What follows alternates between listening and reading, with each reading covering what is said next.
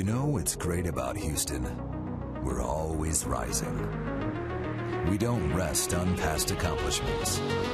We look forward to meeting and exceeding new challenges.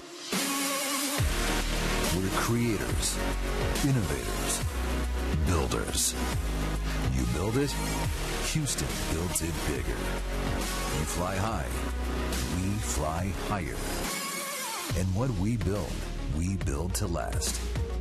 Now it's baseball season, and Houston is building again. It's a new team, a new look, and a new attitude. Houston wasn't built in a day, and neither will the Astros. But the talent is there, so is the passion, the excitement. And in the true spirit of Houston, it's being built to last, built to excel, built to achieve, built to rise.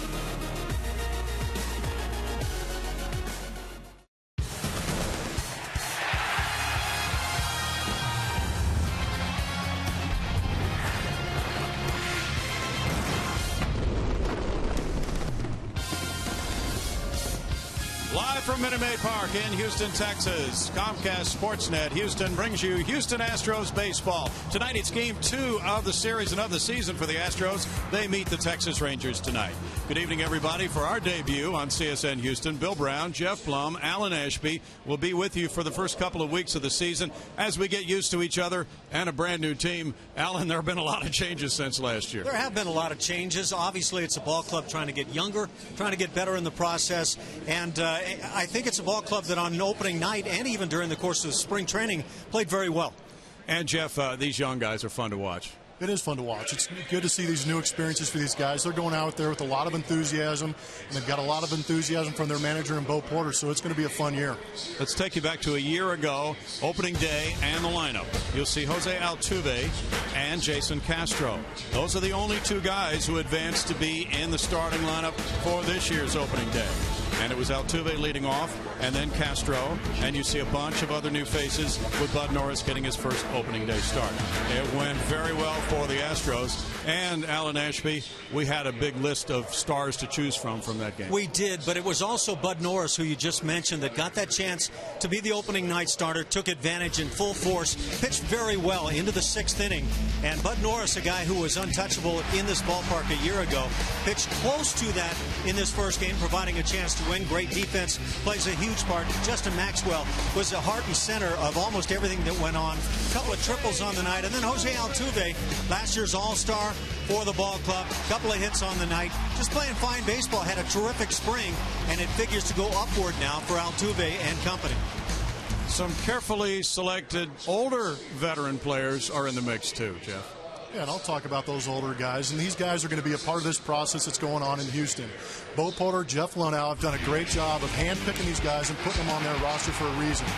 Yesterday we saw one of the big reasons was that off-the-bench pop that Rick Ankiel can bring to a ball club, let alone all the experience he's got in the clubhouse.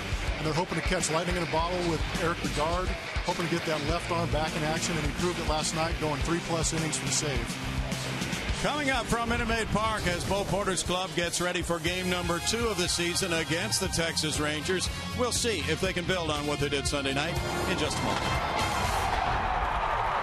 Saturday night, Bo Porter made his first opening day eve speech, and he grabbed a couple of tables, or he grabbed one table, put it out in the middle of the clubhouse, handed everybody chips, and said, "Place your bid." Well, of course, they were all in. He also asked Brandon Barnes to speak to the team, a guy who wasn't a high prospect, and he was told he would never make it out of A-ball. Well, he happened to make the opening day lineup. So his story going right along with the theory, ignore the noise.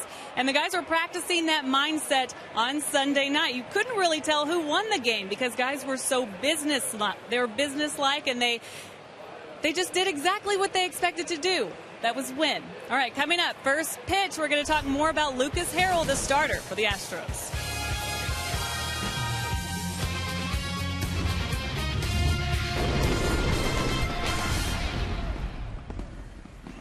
Tomorrow as well for the Astros and Rangers playing their first series. They'll meet 18 times this season, and so they will be getting to know each other quite well by the end of the year.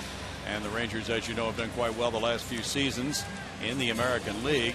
And now they have this companion and this rivalry starting perhaps in the American League West. The Astros winning at 8-2 on Sunday. Lucas Harrell now trying to follow what Bud Norris did. And 12-13 his career record. And Ash, he is a ground ball pitcher. That he is. He was one of the top guys in terms of creating ground balls 1 year ago. It kept the ball in the ballpark. He pitched very well here, not allowing the long ball. 11-11 overall on his season last year. But he is a guy that depends on the ground ball, will pick up his share of strikeouts. And this game about to begin. The start times are a little bit later this season. 7:10 starts instead of the 7:05. We did have a 7:05 start Sunday night. And the first pitch to the leadoff man, Ian Kinsler, is taken for ball one. Kinsler at 256 last year had 19 homers. A powerful leadoff man, Jeff Blum, with power and speed. Yeah, he's not your typical leadoff guy, but he does get on base and does drive in runs, and it's tough in this lineup. These guys can drive the ball out of the ballpark, so why not have one at the beginning of the lineup for these guys? But he also does a good job of seeing pitches, working counts, and allowing these guys to get a read on the pitcher early in the game. There's a jam shot and a foul ball. One of the things that Kinsler does bring is that power game you guys talk about. As a second baseman, it makes him extremely valuable. Runs well, can steal bags, but he sets himself apart because he does have that pop with the bat. They talked about moving him to first base this year, and at first he agreed, then he changed his mind. That's a strikeout for Lucas Harrell to open. Starting lineup for the Texas Rangers, who are 0-1 in the early going this season. Ian Kinsler, Elvis Andrus, Lance Berkman, Adrian Beltre, David Murphy, Nelson Cruz, A.J. Pierzynski, a newcomer, Mitch Moreland, and Craig Gentry. Now Harrell, with that strikeout under his belt, moves along to Elvis Andrus, who just signed an 8-year, $120 million contract extension. And he went 0 for 4 in the opener last year. A .286 average with 62 runs batted in. One of the top young shortstops in the game today. But now the question is, what about Jurickson Profar? He's their top prospect, and he's going to play shortstop at AAA Round Rock. Down to shortstop, and here's Marwin Gonzalez taking out number 2. Well, I think what it says, though, when you've got that big contract now for your shortstop, Andrus, it says that Profar is probably going to be looked at as a guy that plays in the infield either at second or at third at some point. I think Adrian Beltre has third base well locked down right now, so I think everybody's going to be looking at Ian Kinsler and see if he does move to first. Yeah, and I was reading some of those reports too, and there was even talks of moving Kinsler into left field even to see if he could pull that off a little bit. You know, obviously his power numbers help him go to the corner positions, but it's going to be an interesting next couple of years for these Texas Rangers. Yep, big decisions. Lance Berkman had 2 hits in the opener in 4 at-bats. He has a 13-game hitting streak here at Minute Maid Park, and the former Astro looks at ball one. He is the Minute Maid Park leader since this ballpark opened in hits, homers, and runs batted in, and last year had knee problems, limiting him to those low numbers.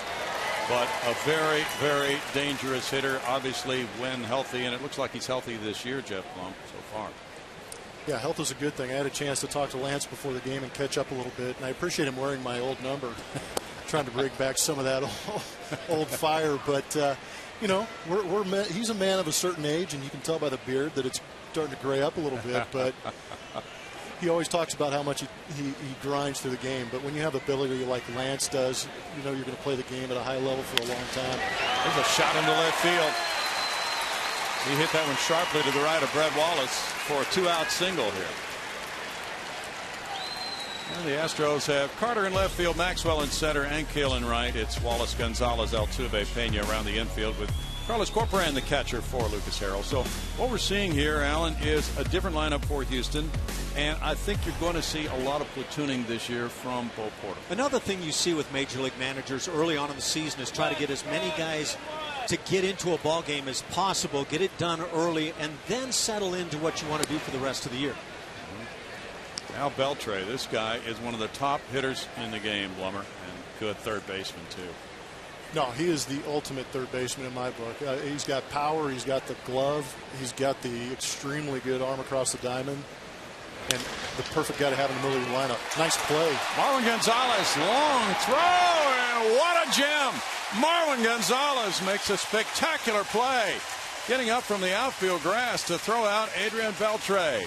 And it's no runs a hit, and the man left for the Rangers, no score.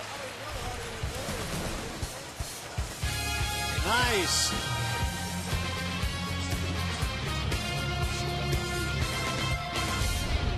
It's brought to you by Jack in the Box. Come to Jack in the Box today and try the new Hot Mess Burger. It's loaded with spicy jalapenos, onion rings, and gooey pepper jack cheese. And by Southwest Airlines. Find our fares online only at southwest.com. It's a dark night outside, but fortunately the roof is working quite well for the Astros and the Rangers for Game 2 of their series. The finale will be tomorrow. It will be a day game with a 1:05 start. We'll check the starting lineup card for Bo Porter. For his second lineup as a Major League Manager, it's Jose Altuve, Brett Wallace, Carlos Pena, Chris Carter, Rick Ankiel, Justin Maxwell, Jason Castro, Carlos Corporan, Marwin Gonzalez, and Yu Darvish is on the mound. This guy is dynamic.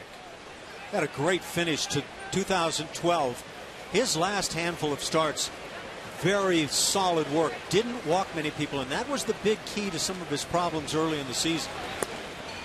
And he's starting out of the stretch. I wonder if that's predicated by the problems early last year, or if there's something hampering him a little bit. I don't know what that is, but that's odd for... He employed this style a number of times last year. He felt like it simplified things for him.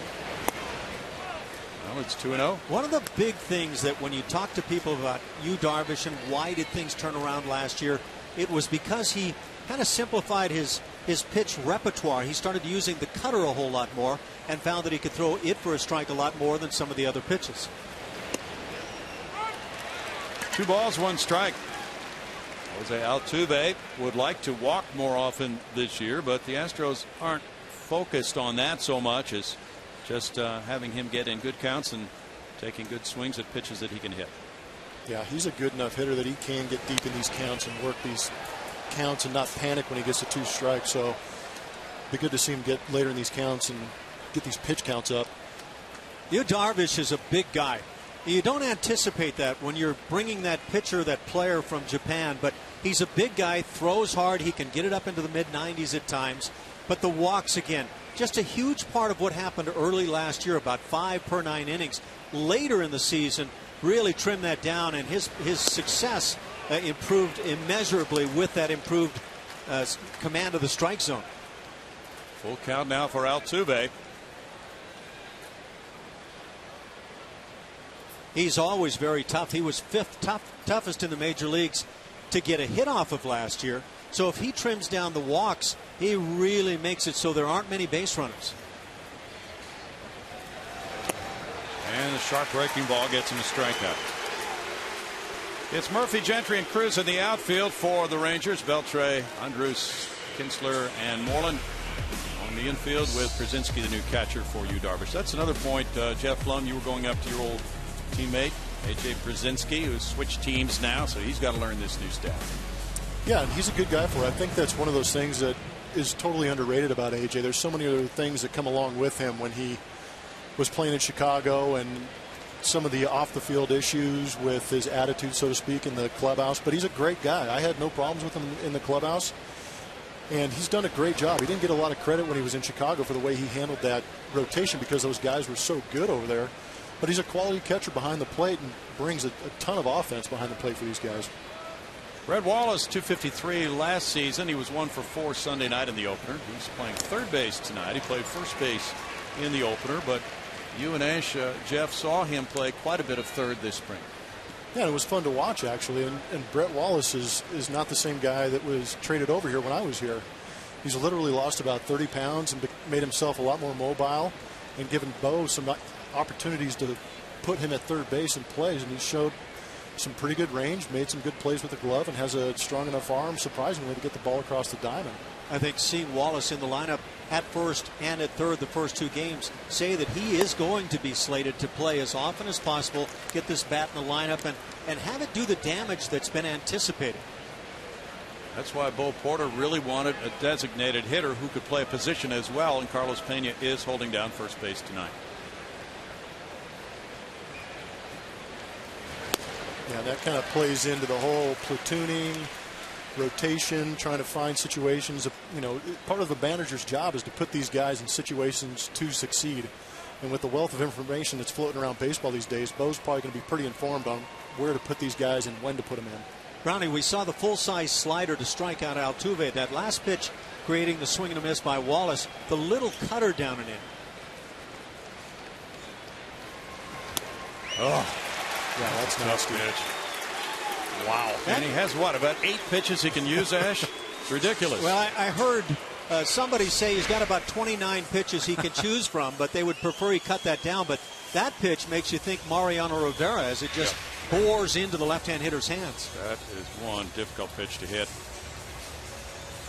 Carlos Pena made his 10th career start on opening day on Sunday, moving to the Astros as a free agent after a 197 season with Tampa Bay with 19 homers, 61 runs batted in. The batting average is not the measure of this hitter. He walks a lot, Jeff. Yeah, patience. He's looking to unload every time he's in that box. There's no reason for him to go in there and start slashing at pitches. He knows what he's in there to do, and it's drive the ball out of the ballpark and drive runners in. So he's going to be selective. He knows what he can drive out of the park, and when he gets it, he's going to unleash on it. He was 1 for 4 Sunday night. Goes for that one.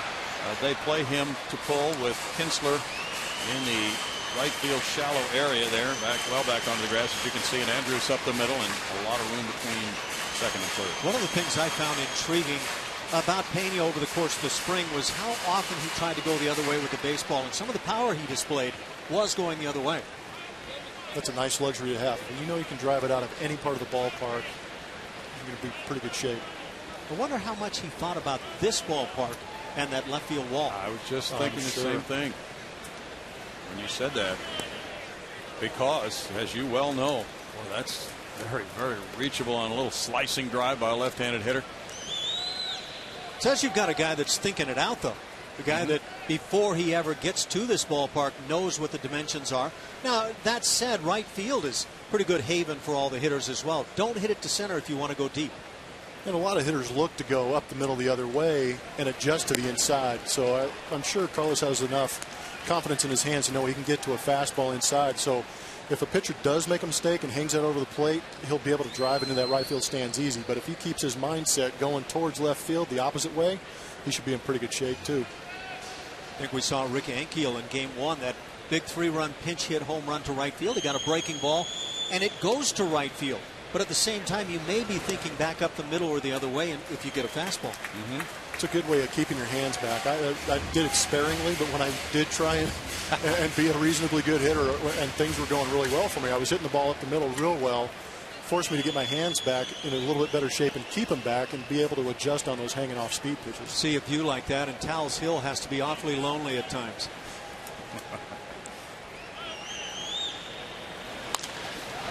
The roller out to Kinsler in right field, and it's out number 3. 0-0 after 1.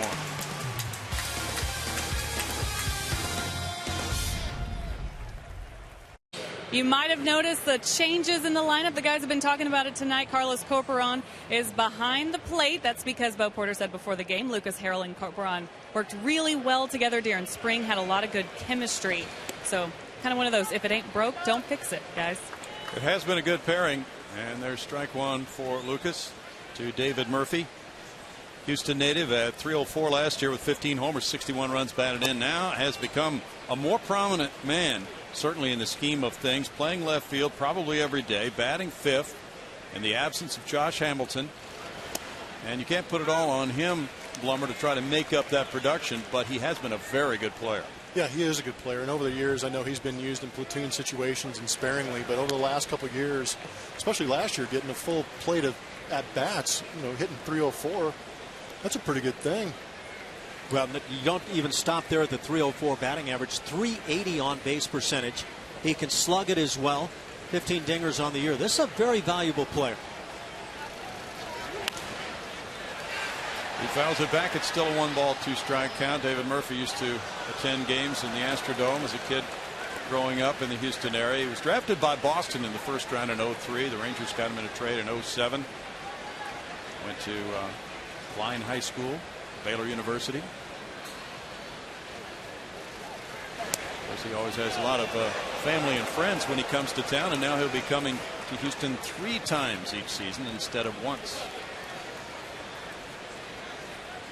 Good command being shown by Harrell early. Changeup's been a big part of things. tried to come with it there. Now 3-2. Chris Snyder caught Lucas last season, and they were an effective pairing. I like the pace Harold brings. Oh, it's thinking the same exact thing. Eric, you'd love to play behind this guy. Out number 1, the Firestone Complete Auto Care Extra Mile Index features 2012's league leaders in innings pitched. Justin Verlander, 238. And yeah, he went 5 innings yesterday. Shutout ball. It was a cold day, and he had pitched 100 pitches and came out of that game. So he was joking about being a 5-and-fly guy after that. Well, he can joke all he wants now after getting the contract and the Cy Young Award. You know, he's on his own schedule. Nelson Cruz, another of the powerful Ranger hitters, takes a strike. He had a couple of hits and an RBI opening night. For Verlander, though, I mean, that's always one of the extremes when you go from Lakeland, Florida to Minnesota, you know, in the matter of 2 or 3 days. I'm sure that the cold weather didn't affect him as much, but I'm sure they were probably a little cautious knowing he was pitching in that extreme climate up there. Now, wait a minute. Which week are you talking about this year for Florida? Oh, hey, I like that drop-down pitch there, Ash. I saw that. Yeah, he's bringing it from different angles. He's utilizing the changeup. He's delivered a nice little cutter or two. But it's the sinker ultimately that's going to get all the ground balls, or most of them. But yeah, that's an intriguing way to try to come after a big power hitter in Nelson Cruz. Yeah, he's already got enough movement on that sinker. It looked like it kind of exaggerated a little bit when he drops down like that, trying to get inside on Nelson.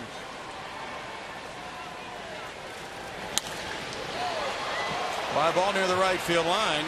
Rick Ankiel running out of room there, and it's back into the seats. You know, Carlos Corcoran, you guys were down there and talked to him in spring training too. Really worked long and hard on setting up to catch the pitch, and he was working just on setting his eyes behind where the pitch was going, right above his mitt, and that's something he spent a lot of hours on this spring. I think as a catcher, you always want to have that visual for your pitcher to be exactly what he wants, not what an entire staff may say. And I think that's where you'll see some variance with catchers on occasions. Now, we've been talking about A.J. Pierzynski a little bit. He probably sets the overall tone in terms of a pitching staff. But you get some guys, younger catchers, guys who haven't caught a whole lot, and you might adjust from pitcher to pitcher. Harold pounding inside. They appeal the check swing call, and Andy Fletcher rules it's ball 2. That was a good pitch, a couple fastballs away, and then tried to pump him in. Obviously caught him off guard with that 2-strike pitch, and then put him away with that slider down and away right there. Strikeout number 2. The Rockets hope to reign over the Kings and step closer to the playoffs as they make what could be their last ever visit to Sacramento. Rockets Kings tomorrow at 8:30, only on Comcast Sportsnet. Yeah, it wasn't one of my classmates, but Kevin Johnson, ex-Cal alum, is trying to keep them in Sacramento. That should be interesting. Yeah, very much so. Pierzynski now showing bunt. He takes ball 1. A.J. 1 for 4 in the opener. You talked about his good stature as a teammate there with the White Sox for all those years. And now at age 36, he moves on a 1-year deal after hitting 27 homers, driving in 77 runs. White Sox said goodbye to him. Yeah, usually you can blame it on decreasing stats or limited playing time due to injury, but AJ hasn't done any of those things yet. He did everything they could ask for and a little bit more. I know that the Chicago had Flowers in a trade, and they had high hopes for him. So I guess it was time for AJ to move on, which is kind of shocking. He had a great relationship with that city of Chicago. Yeah, and Flowers homers in that first game. I don't know what he's going to hit for average. He's a big guy with plenty of power. But I think they really lose a big cog when you lose this catcher Pierzynski, who catches day in, day out. Drive to center field, pushes Maxwell back a few steps. And Harold got Murphy on a grounder. He struck out Cruz. He got Pierzynski, and he's allowed 1 single through 2. Here on Comcast Sportsnet Houston, as the folks watch from that railing, and we've seen a lot of Astros and Rangers fans intermingling in the crowd. What a nice crowd Sunday night. A sellout crowd, and this place was hopping. Chris Carter now will lead it off in the bottom of the 2nd inning. Former Oakland player playing left field for the Astros. This was his first opening day as a major leaguer on Sunday night. And he's really an important part of the Astros offensive plans in that cleanup spot tonight. Fastball, and it's a good one, isn't it, Ash? You know, most people think that maybe Darvish could be the best Japanese-born pitcher when all is said and done to perform in Major League Baseball. What have you thought so far watching him? Body size, he is cut out to be a Major League pitcher. He's got the arm, and again, a guy that can, on his big nights, go mid-90s with his heater. Seems to have all the pitches. Probably has too much. I think the well is probably a little overloaded. But when he kind of carves it down and utilizes what he needs on a given night, this guy can be about as successful as anybody you'll see.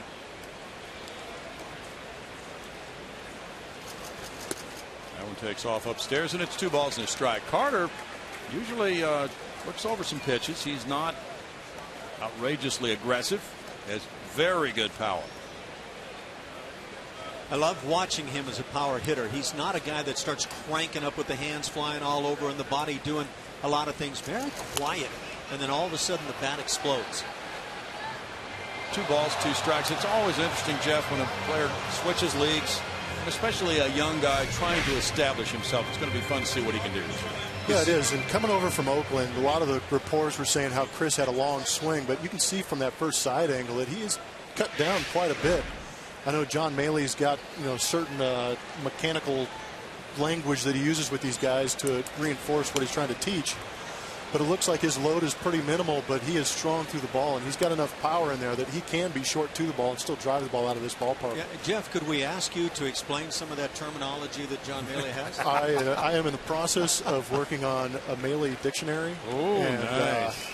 We're going to have to probe a little bit deeper to try and figure out what exactly certain, you know, hot words mean to these guys. Got to sell big around the ballpark, I'll assure you of that. 3 balls, 2 strikes. Nothing like baseball lingo. And then there's the inside baseball lingo you're talking about, right? Always goes a little bit deeper, yeah. And part of a hitting coach's job is to find that language, oddly enough, that can communicate to his hitters what he's trying to get them to do in their swing and what to look at. So, you know, sometimes it'll be a phrase for one guy. It'll mean something to Chris Carter, but it'll be completely meaningless to a J.D. Martinez. So he's walking a fine line, but he's done a good job of it so far. I mean, obviously in spring with the power numbers and on-base percentages they were putting up and slugging, he got them working. Just wondering, Ash, Chris Carter played last year 218 at-bats for Oakland, so he's a player who has not had much Major League time.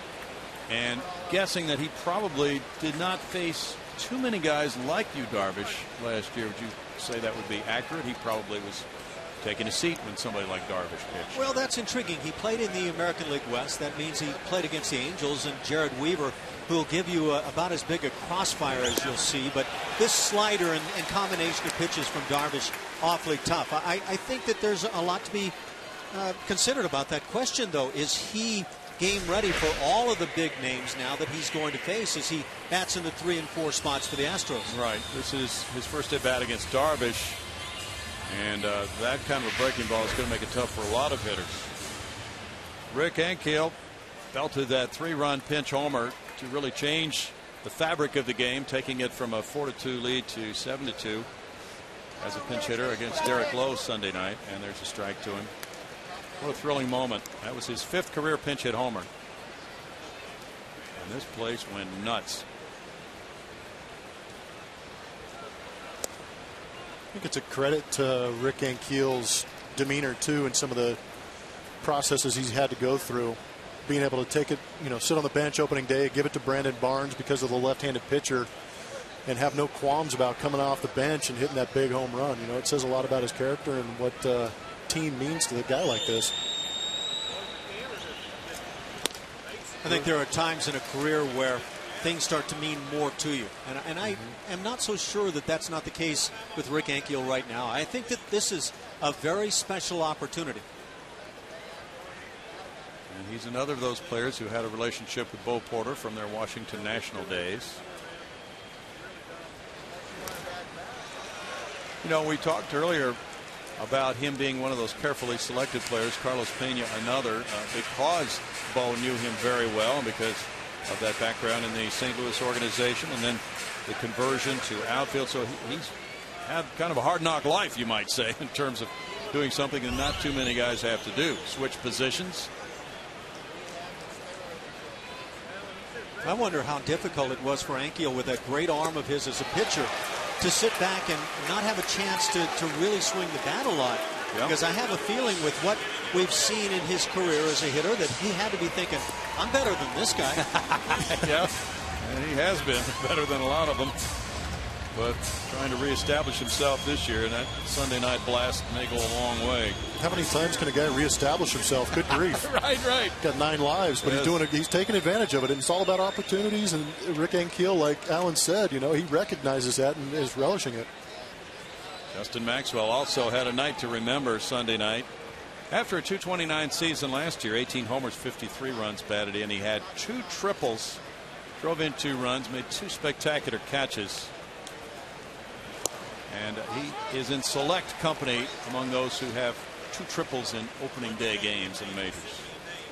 Jeff, I don't know what your thoughts are, but when you see a ball club that maybe goes out on a given night and says, we're going to take some pitches early, force this guy to work, and then you wind up behind in the count continually and put away 4 strikeouts of the first 5 outs here, do you change that plan right away and say, you know what, we need to start swinging the bat early on this guy? Well, I was just thinking that because these first 2 guys in this inning, he's pumping fastballs on that outside corner, getting ahead in the count, and he's abusing it right now. We'll talk about it later. And they struck out the side to give him 5 in the first 2 innings, and a perfect 2 innings for Darvish. No score. On the Oakland A's, first pitches at 6:10. The first 10,000 fans will receive an inaugural AL West baseball. Call 1-877-9-ASTROS or visit Astros.com to get your tickets today. Mitch Moreland leads it off, and I have a story for you guys about inaugural baseball from Sunday night. My daughter and 3 grandchildren were sitting, and a son-in-law in the stands here Sunday night. And this gentleman went over to the team store and bought about 10 of those inaugural baseballs and just gave them to the kids in the section. Didn't know them. Nobody knew him. There's Moreland taking strike 1. He was 0 for 4 in the opener Sunday night. And somebody said, well, why are you doing this? He said, somebody did it for me when I was a kid, and now whenever I go to a major league game, I try to do this for the kids sitting in my section. Wow. Very magnanimous. My stories probably would be about when you're young and you stand around the railing and you want to get some autographs, and then there's that one guy that comes over and provides the autographs for the kids, and that's that magic moment. But that's very special with the souvenirs as well. It really is. 2 balls and a strike to Moreland. Moreland had a big spring, hit .377, 4 homers, 14 runs batted in. So some talk about moving Kinsler to first. Kinsler initially agreed and then decided not to, but Moreland is the beneficiary now because it looks as if he might be about to break out if he's able to do something close to what he did in spring training. You know, you talk, Brownie, about those special moments and being a kid and maybe getting grabbed by this game. When I was a kid, Sandy Koufax was one of my idols out in L.A. Had a chance to see a couple of his no-hitters, one of those a perfect game. Sandy Koufax yesterday called upon to go to the mound and take over for Magic Johnson and throw out the first pitch for the Dodgers against the Giants. I thought that was very cool. It really was. And what a game for Kershaw, who is the Sandy Koufax of 2013. Altuve lays out for it, and the throw to first. Pena with a dig. They get him. Spectacular play by Altuve and Pena to rob Moreland. Great play, ranging to his left, keeping the ball under control, a little spin move, throwing a pick. That was a great play all the way around. You have to looking at some of the defensive ratings on guys, and this is always going to be subjective, but you can see on this play, this is very good range, and then that athletic ability to be able to right the ship and make the throw to get the out. But there are some who created that WAR category, the defensive WAR category, who were not all that enamored apparently with Jose Altuve a year ago. But this play might go ways to changing some opinions. Well, they might have to put out a new book. Now Craig Gentry takes ball 1. I agree. Now, those books constantly have to be revised, don't they, Jeff? Yeah. There's a shot, and it's a fair ball. It kicks, and a fan grabbed it, so that'll be ruled a fan interference double by Andy Fletcher, the first base umpire, and he has the right to decide where he thinks the runner would have gone had the fan not reached over and touched it. And that means Gentry's at second with 1 out. Well, what Gentry has going for himself, rather, is the fact that he runs extremely well. Now, if I hit this ball down the right field line, number one, it's huge news at this stage of things. But as sharply as it's hit, you're going to be going by the first base bag trying to beat out a throw in that direction. This ball had a chance to make some guys really think about second base.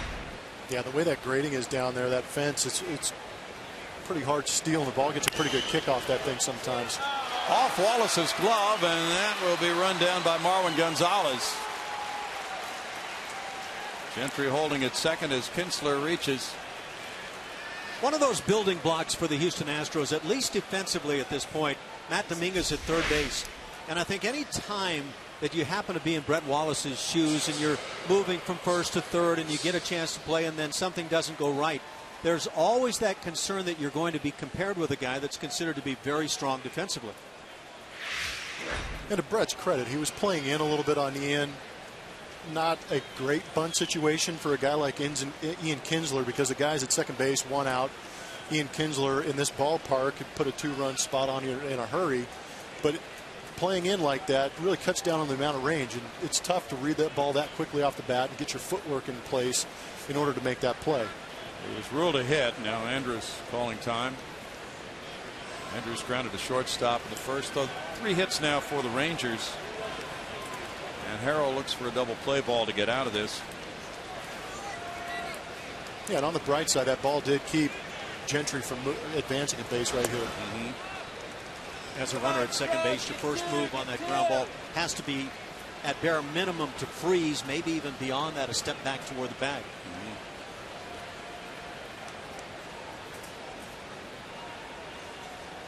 Rangers a very powerful offensive team, of course, last year, but no Hamilton now.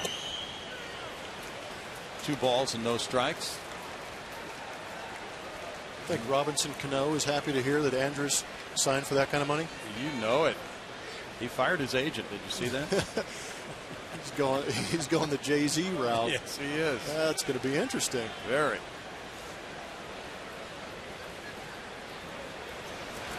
Boy, does that guy have some value, though. Yeah, and especially in that New York market. I think, part of the reason that maybe that did happen is because of that New York connection, maybe sending a little bit of a message saying, yeah, I do want to get paid, but I also want to stay in New York. Who has more value in New York, Cano or Jay-Z? Well, I've seen your iPod, Alan, so you tell me. Doug Rocaille and Bo Porter hoping Lucas Harrell can come up with something here at 3-0. And the bases are loaded. Lance Berkman back in Texas now as a member of the Rangers after being traded by the Astros to the Yankees for Mark Melancon and Jimmy Paredes, and then the Astros traded Melancon to the Red Sox for Lowry and Weiland. Lowry traded to the A's for Carter and Peacock. Our own Kevin Bacon. Yeah. Brad Peacock will be pitching Friday night. Now, have you ever checked to see if you have 6 degrees of separation from Kevin Bacon? No. Me personally? No, I have not. For many of us, Ash, being 6 degrees from Bacon is not a good thing. Depending on the bacon. Now, with a little pepper on it, well played, I could go for that. Now Berkman, he hit it sharply for a single to left field. Now this one crowds him. No strike 1. Lucas Harrell's been working on that inside edge from the left-hand hitters, and he hasn't gotten a whole lot of calls. Finally gets one here. That's a good way to start the at-bat, too. Sorry, Browning. Yeah, he's a .432 hitter against Houston. Okay, now this is interesting, Blummer. You drop down.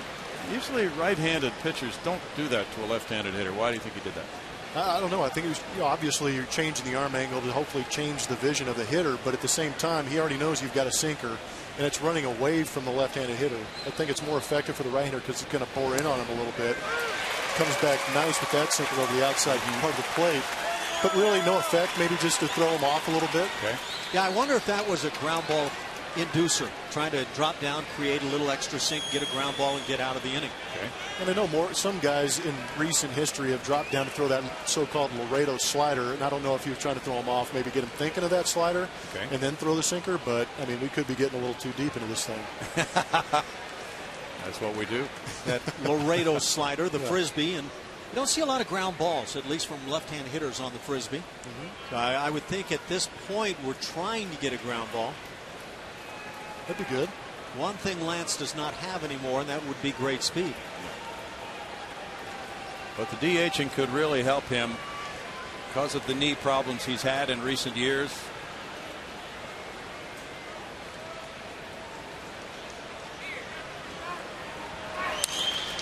Slapped into left field. They'll get 1 run home. Stop sign. And the bases are loaded with a 1-0 Ranger lead. Berkman drives in his first as a Ranger.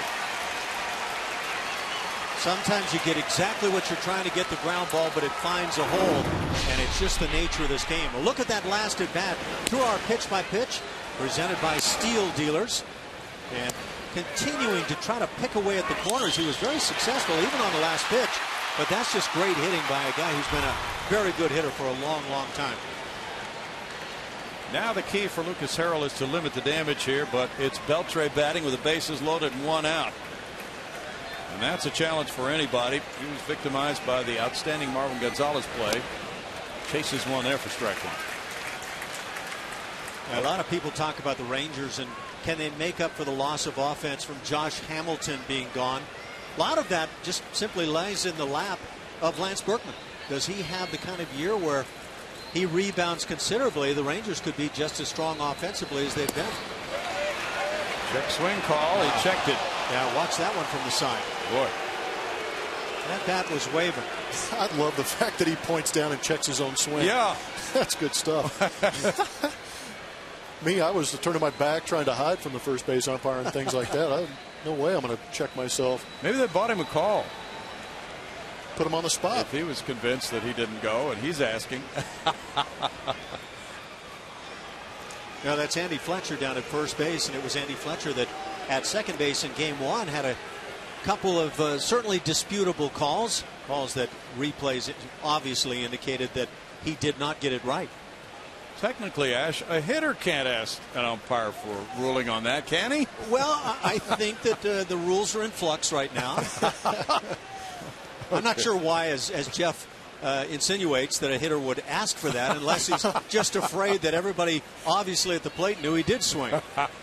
Maybe he's threatening him. He's kind of like, if you call this, I'm going to, Yeah, I'm not so sure I didn't swing right there. Check that one. Yeah, just for good measure. That's a conversation you don't often hear at home plate. He's got that brim pulled down tight over his eyes, too. Yes, he does.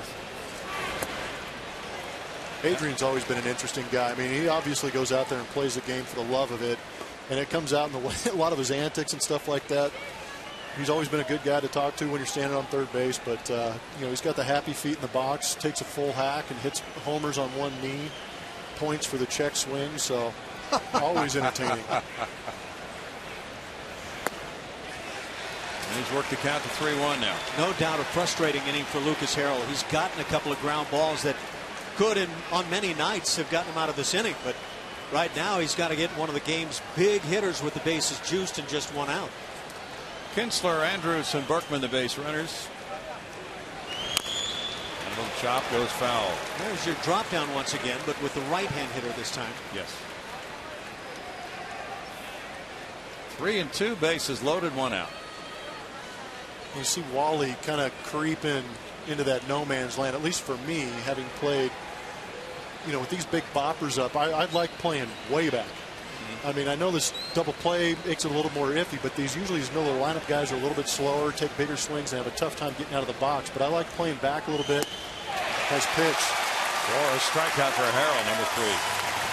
But you're trying to cut down on, doubles, things like that. You get stuck in that in-between spot. It could make it interesting, turn easy ground balls into hard ground balls. But right there, Lucas Harrell took care of him for us. You feel like in that scenario where you're looking for a double play that you can play back? Yes. Yeah. I feel like I can. Yeah, I feel like I luckily had relatively decent hands and a good arm. But you got to look around the diamond. You got Lance Berkman at first base, doesn't run well. Adrian Beltre getting a little bit older, takes big swings, goes down to a knee sometimes on his swing. So if he takes a monster hack, there's going to be some time to get the ball to Altuve and have him relay it across to Carlos. I've always felt like third base was a very difficult position to play because you get yourself in between on that second hop so many times where I wonder, as a third baseman, do you feel like there's a safe spot where you can get away from that in-between hop? That's exactly it. Yeah, I felt more comfortable deeper. I always felt it was easier for me to go in on the ball as opposed to trying to backpedal and play that long hop. It was easier on my footwork, but sometimes, the ball is going to find you at third base. The balls get hit down there pretty hard. You don't have the time to get the footwork down, but you try and give yourself the best opportunity. Now 3-1 to count on Murphy. Harrell fell behind. Beltre came back to strike him out, and now he has the bases loaded. 2 outs. You need to pull off some magic against Murphy as well. Cruz on deck. To left field, Carter backing. And Lucas Harrell really does a job. After giving up the Berkman RBI single, he gets Beltre and Murphy, leaving the bases loaded. 1-0 Rangers. Saturday morning at 9:30 on CSN. Chevy Hometown Kids, where it's not about the score, but the experience. Good experience tonight for those folks. 1-0 ball game as we go to the bottom of the third, and Darvish has really held the Astros spellbound, striking out 5 of the first 6 men. He now has a little run support and goes against the 7, 8, 9 hitters. Jason Castro, the DH, is the number 7 man. He'll be followed by Carlos Corcoran and Gonzalez. Marwin batting 9th. Castro 0 for 4 on opening night. He called a good game. Anytime you limit the Texas Rangers to 2 runs, that's a pretty good defensive game. Rolled out slowly to Ian Kinsler. 1 pitch, 1 out for Darvish. Well, Darvish to this point, 7 outs into the ball game, looking like a guy that should be considered one of the dominant pitchers in baseball. That slider can be so filthy. He's gotten on top of it for a strikeout. He's created the little small cutter. That probably in that cutter range, there's the over-the-top job for the strikeout. But he can spot that fastball very well. And a guy with great stuff. When he is finding the corners, you're going to find yourself a rather tough night. Yeah, that's exactly right. When a guy's painting like that, then has 2 devastating breaking balls like he's working tonight, you're going to have some issues. Well, he is a buzzsaw so far, retiring the first 7. Now 29-year-old Carlos Corcoran from Puerto Rico. 269, 4 homers, 13 driven in last year. This year his first time on an opening day roster.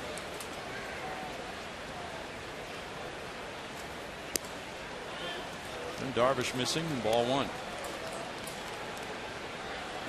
Tomorrow it's Alexi Ogando for the Rangers. Philip Umber makes his Astros debut. He'll have family and friends, and they will be watching him for the 105 start. He's first as an Astro for the former Rice Owl. 1 ball, 1 strike. Astros got some pretty good starting pitching over the course of the spring. I thought Philip Umber was among those who pitched extremely well. Yeah, he did a great job. Found that arm angle. Was able to work on some things. And with the success he's had in the state of Texas, it should be a pretty good year for him. 2 balls and a strike. Forget Texas. How about in Seattle? That went well. Yeah, he's got to be happy to go to that ballpark a couple more times than normal. Well, we'll be heading out on the first road trip of the year Sunday. It'll be a 3-city trip for the 3 of us. And Seattle's the starting point of that one. 2 balls, 2 strikes. Oh, there's a fastball right through the gut of the plate, and you get the swing and a miss. If you're hitting and you're not handling this pitch, you're likely in trouble. Yeah, there's a saying, when a guy's going good and you get that one heater down the middle, don't miss it.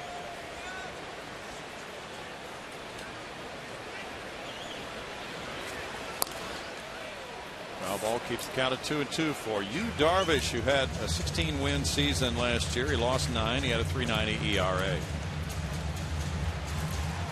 Corcoran did a good job of fighting off that dirty slider down. See what happens here. 2-2. If he throws it again, or if he tries to beat him with that fastball away. Was it dirty enough to be filthy? Almost. Yeah. Yeah. Just a little dirty. Just a little.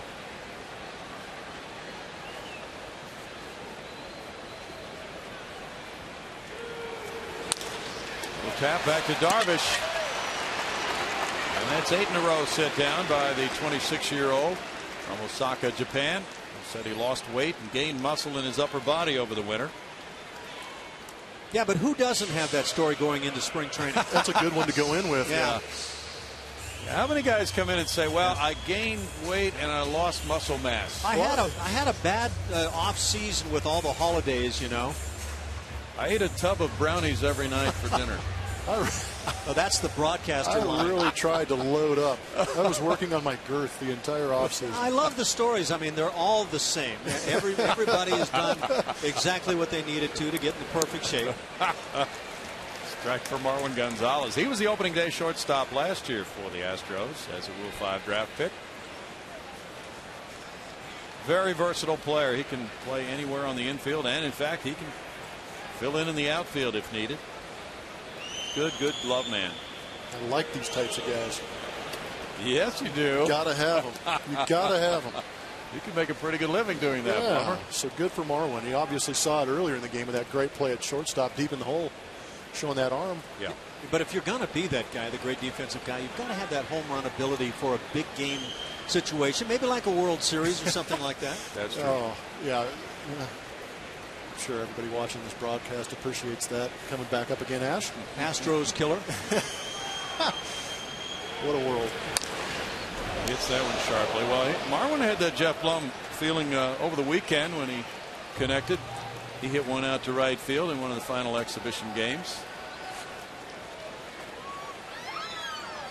Bud Norris 1-0.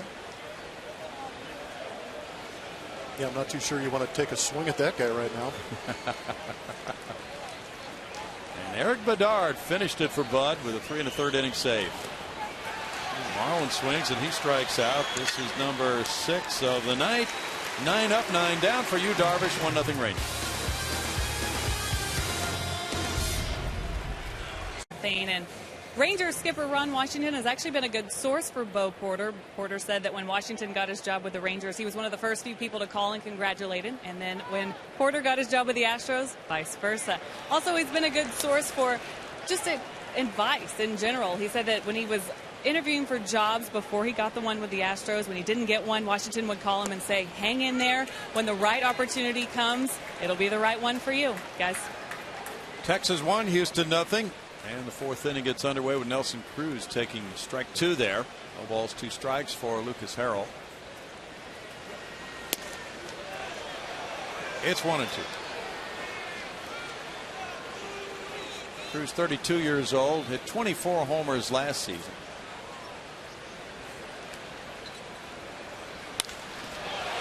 Out to center field. Maxwell's running out of room all the way back to the wall. Leaping, and Maxwell brings it in. Justin Maxwell has been playing some kind of defense early on here, first couple of games. There was an instant there where Maxwell deked me anyway, where it looked like he had decided this ball was getting out. But then he kind of dug in a little bit more and got back to make the play. When you can save your pitcher from these big hits, you make such a difference defensively. Yeah, it's huge, especially after Lucas threw so many pitches last inning to battle to get out of that situation he put him in. Justin did a great job of keeping that ball from bouncing off the wall and going for extra bases. But yeah, he had a great read on that ball going back, knowing your ballpark, but it almost looked casual. He did. The way he turned his shoulders, and he didn't really lose a step, did he? Not at all. Strike to Pierzynski. Yeah, I think it's worth mentioning also, you bring up Lucas Harrell in that 3rd inning. I thought he battled about as well as a guy could battle, making a lot of close pitches, got a couple of ground balls. They didn't help him. And when it was all said and done, after falling behind in some counts, he worked the edges to get some big outs. You're right. Yeah, not giving in right there turned out to be a pretty good thing. Some guys can get a little nitpicky and a little afraid of trying to live on that edge and leave things out over the plate. But he did a great job of sticking to his game plan and making pitches. Pierzynski's hit by that pitch. Up around the right elbow.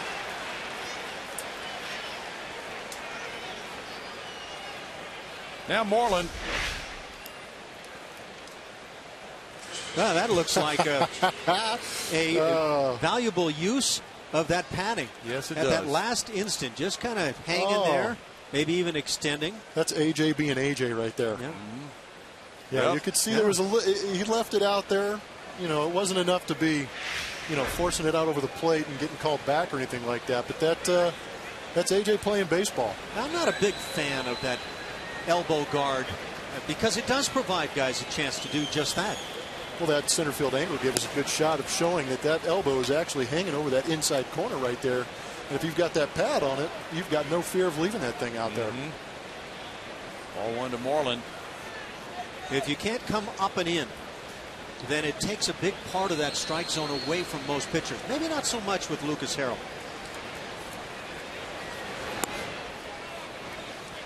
Yeah, you watch on this replay, you can kind of see AJ notice it coming in and kind of leaves it out there just a little bit longer than you would had hoped. But most guys shy away from contact. But when you got that monster pad on there, why not leave it out there and get on base for your guys? It looked like he knew the wing had a chance of taking one for the team.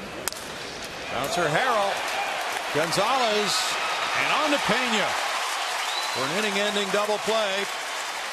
And in the middle of the fourth inning, it's 1-0 Rangers.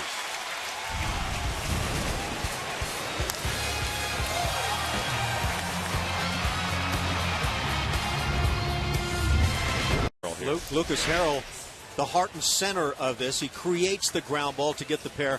But look at this throw right up over the bag. Gives his infielder a great chance. And that's what you ask for. The pitcher's fielding practice goes on nonstop. Just throw it up over the bag chest high. Give your infielder a chance. But so often it turns into quarterback trying to lead receiver, and the throw is not a good one.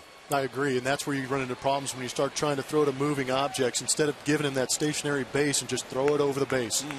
Those guys at short and second, they're great enough athletes. They know the play's coming their way, and they're good enough to get out there and make the play. Really nice to see it done well.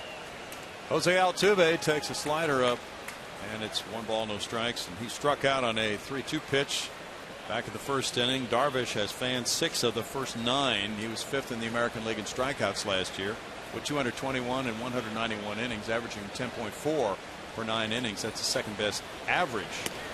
And he's up with that pitch as well. It's 2-0 to Altuve. Yeah, let's see if we can do something the second time around against you, Darvish. That first time around was a little ugly, but hopefully we maybe saw some tendencies or picked up on a little something out of the windup, and maybe these guys can make the adjustment. Darvish is 6'5", Altuve 5'5". In the air, foul and out of play. For me, the first adjustment I would go after offensively is let all the guys know, look, he's throwing strikes. He's putting hitters away with either good breaking balls or pitches right on the edges. Let's go after some early fastballs if you get them.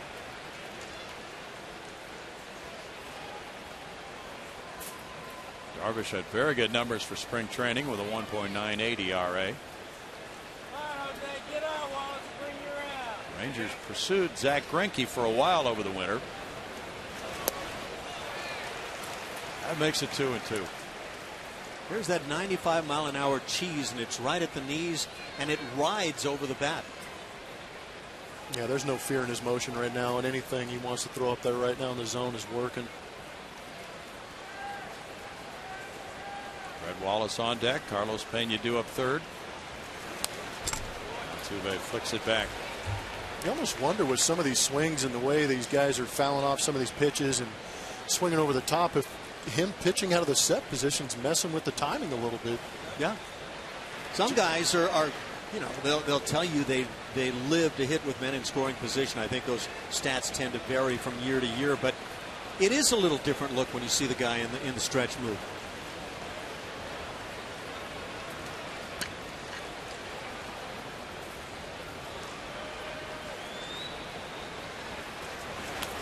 And there you saw he can hold for a little bit longer. Out of that set position, he can hold for really long. There's nobody on base, so he can come at you kind of quick. Whereas in a windup, you know, as soon as he steps back, brings his hands up, he's coming in motion to get you at home plate. But coming out of the set, you really have no idea when he's going to come at you.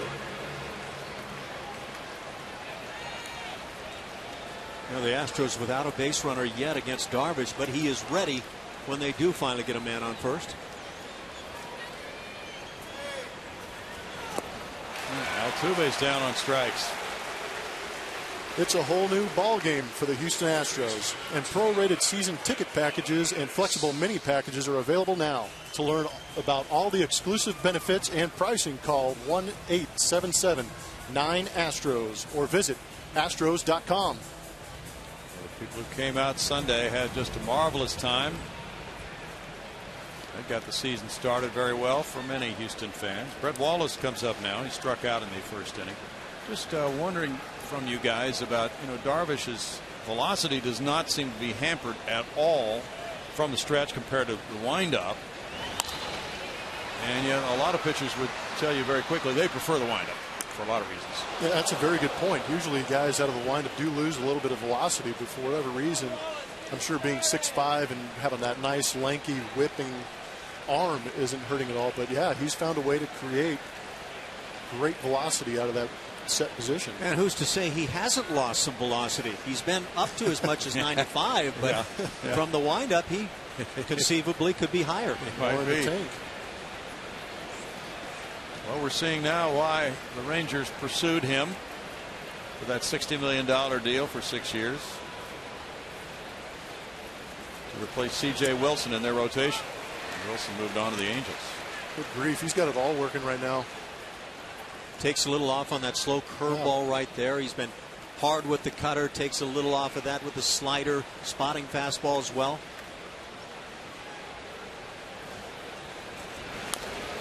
Wallace taps the foul. There was a little peek at what you were talking about, Jeff. He has slowed down at times from the stretch, but that time after coming set, very quick to the plate, as if he maybe had a base stealer on base. Yeah, it's tough to anticipate. And that, that messes with the hitter's rhythm. You see Brett's got his hands out away from his body, so there's a certain trigger in his swing that tells him when to get those hands back. And if he was coming out of the stretch like this, he could come at any second, so it's almost a knee-jerk reaction to get those hands back, and that'll mess with your swing.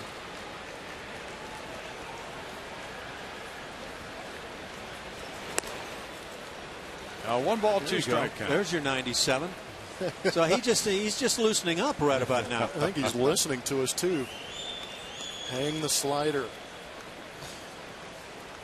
He's thrown only 54 pitches.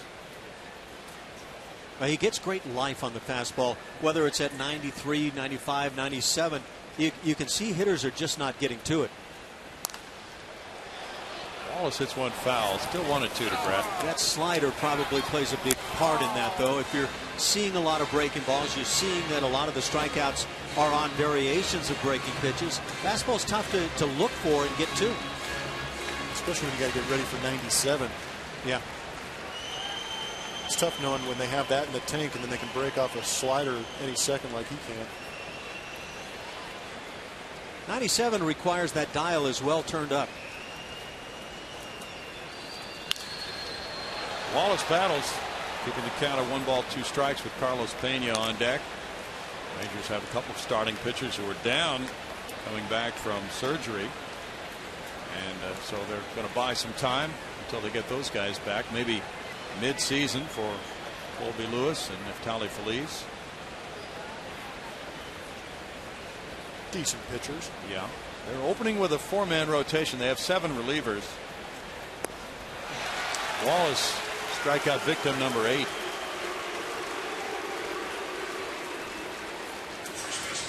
Yeah, it's funny, a lot of times in the dugout, what you hear hitters that come back to the bench saying is, he's got nothing. We'll get this guy. And I'm kind of wondering what the commentary is right now in the Astros dugout. Breaking ball has been dynamic. It has, and you can see it right as Brett is starting to take his swing. When he's about ready to try and make contact with it, it seems like 15 feet in front of the plate, that thing starts to break and goes right under his bat. Have you ever found a way to explain why some guys are hard to pick up and other guys you can see it easily? I have no idea. I know that Darvish, I know Roy Oswalt wasn't to the stature that Darvish is, but they have a similar fastball and a similar slider. And I just think the way they get so down in their windup and create that angle. And like you said, that late life on their fastball, it almost looks like it's rising, but they just pitch on a different plane that you cannot pick up as a hitter. It's not so much the downward plane that you hear a lot of guys talking about that they want to be able to achieve, but kind of dropping down and creating a flatter plane. Yeah, when it comes out of his hand, there's no depth to it. Right. It's just coming straight at you. I mean, it almost like looks like visually it's picking up speed as it gets closer to you. Yet we listen to pitching coaches and managers talk nonstop about the depth and the angle and all the stuff his pitcher created on a given night. You really can't realistically say this about Yu Darvish.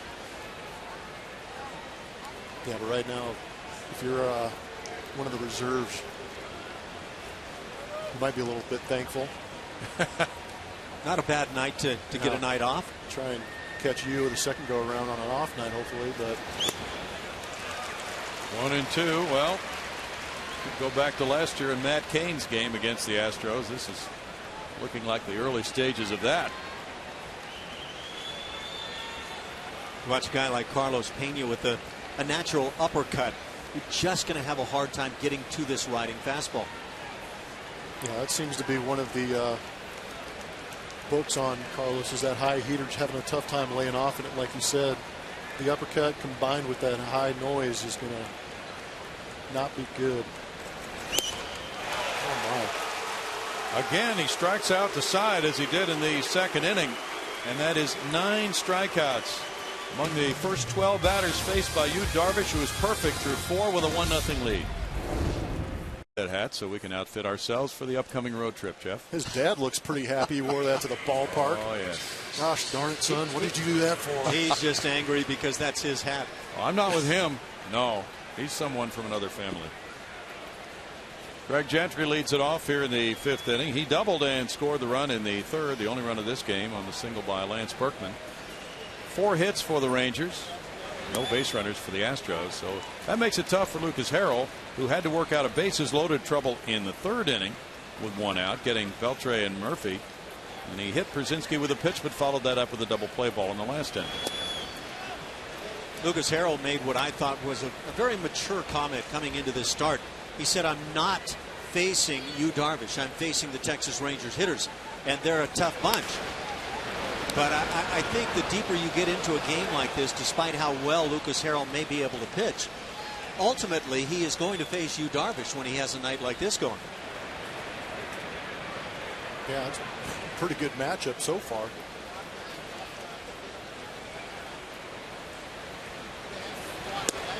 Gentry takes it, and it's strike 3. Strikeout number 4 for Harrell. That inside corner is starting to pay off. If you keep pumping at that inside corner where it's hard to get strikes called, eventually the umpire will loosen up a bit, and that's what we're starting to see. Yeah, he did a good job of setting him up right there, too. Locked him up. That ball was moving in great. Harrell is at 76 pitches. Darvish has thrown 61 through 4. Kinsler is 1 for 2. Got hit off Fred Wallace's glove. Ball 1 to Kinsler. The Rangers last year, 193 games. They lost 69. And they faded. They really wilted at the end of the race. Of epic proportions, yeah. So that was a tough way to go home after they lost that 1-game playoff to Baltimore after that 93 and 69 season, which could have been their 3rd World Series appearance. And as many years had they taken that full term and done well, but now here they are coming back with a little different crew this season. And last year they led the majors in runs scored with 808. Chopped to shortstop. Marwin Gonzalez without number 2. So there they were, positioned very well, Jeff Blum, at the end of the year. 4-game lead, September 25th, 178 days in first place. That was the most days since divisional play began in '69. A team had been in first and not won the division. Yeah, that'll gnaw at you a little bit over the off season, trying to think about how things unfolded, dwelling on some of that late season. I just can't. You look at the number; it's amazing. Look at 178 days in first place and end up in a 1-game playoff, lose that 1-game playoff, and end up going home and thinking about that for the whole offseason. So there might be a little bit of a chip on their shoulder in this AL West this year. They came out of the blocks last year. First month looked like the best team, bar none, in all of Major League Baseball. They were getting every aspect of the game. And then they kind of flattened out as you look at the rest of the season. At the end, they cratered entirely, and the Oakland A's came out of nowhere, a ball club that nobody, I would dare anybody to say they anticipated that the A's would be anywhere near as good as they were. Yeah, pretty good tortoise and the hare analogy right there, watching these guys explode out of the gates with the firepower that they have, and just steady Eddie up in Oakland. For whatever reason, they found it late in the season and pushed on by them. And with 5 rookie starting pitchers at the end of the year, that was truly something that was not forecast by very many people. Now, can Oakland come out again and be a contender? That's one of the questions about this year. Fly ball out to right center field. This could be a gapper. It's going to fly for a while, and it bounces and goes off the bullpen fence. And now Andrews turns for third base, and he has a stand-up triple. First hit of the year for Elvis Andrews. It's not easy to find that major league shortstop that can play the position and play it extremely well, and at the same time do the other things offensively. Hit with some pop, run the bases, but that's who Elvis Andrews is. And you can see why they locked this young guy into a long term now. The Rangers trying to tie up some of those very talented players they have. Yeah, it was a good move, and I think it's surprising. I was looking at his numbers, he's driven in 60 runs in the last 2 years. I mean, I understand that their lineup is stacked and they've got a lot of guys that get on base, but still, even so, you got to be a pretty good hitter to drive in that many runs out of the leadoff spot. True. Or even the second spot, I'm sorry. Lance Berkman's 2 for 2 with an RBI in this game. 2-out triple by Andrews. Gives Berkman a runner at third here. That was hit number 5 for the Rangers. They've left 4. Berkman looks at ball 1.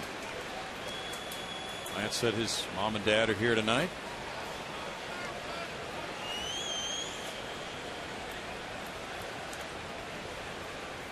Got to be proud to be the parents of the big Puma, don't you? Oh, yeah.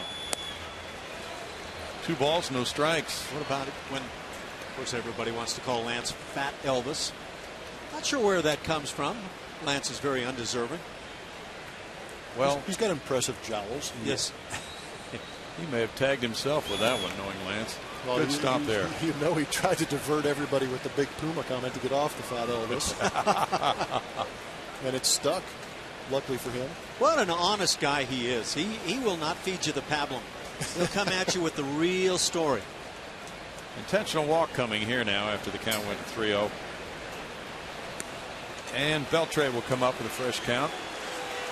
That was the 7-3 ball count of the night for Harrell. Yeah, and this will be an interesting matchup. Harrell's had pretty good success against Adrian the first 2 ABs, punched him out the last AB.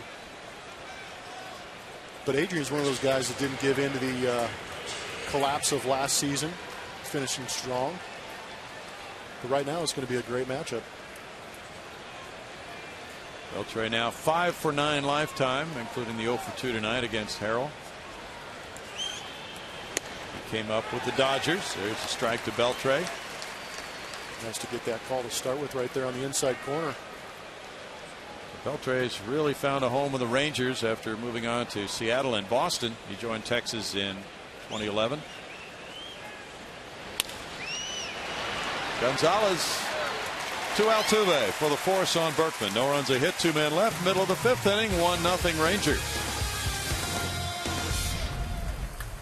Baseball everywhere you go.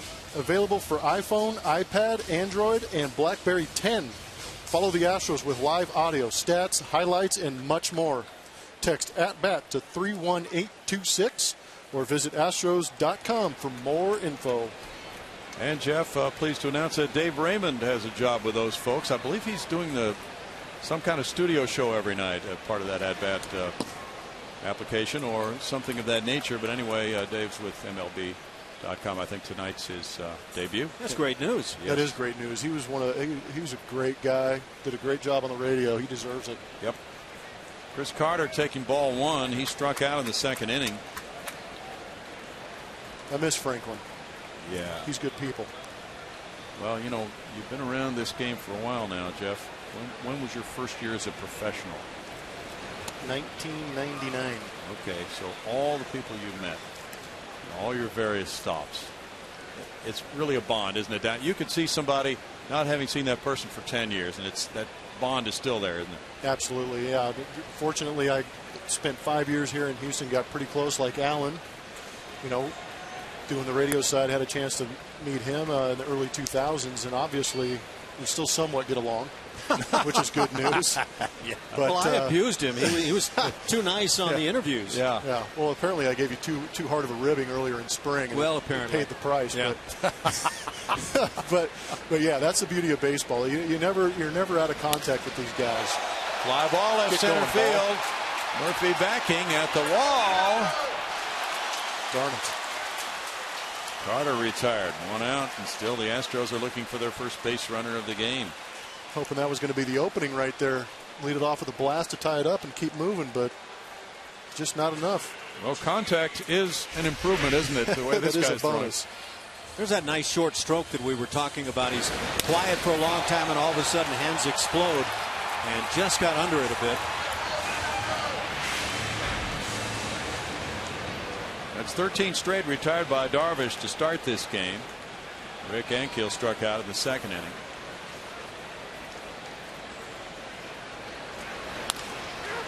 Bounces this one wide of first base, strike one. He came to this ballpark early in the 01 season as a pitcher for the St. Louis Cardinals, and had all kinds of problems in the first inning.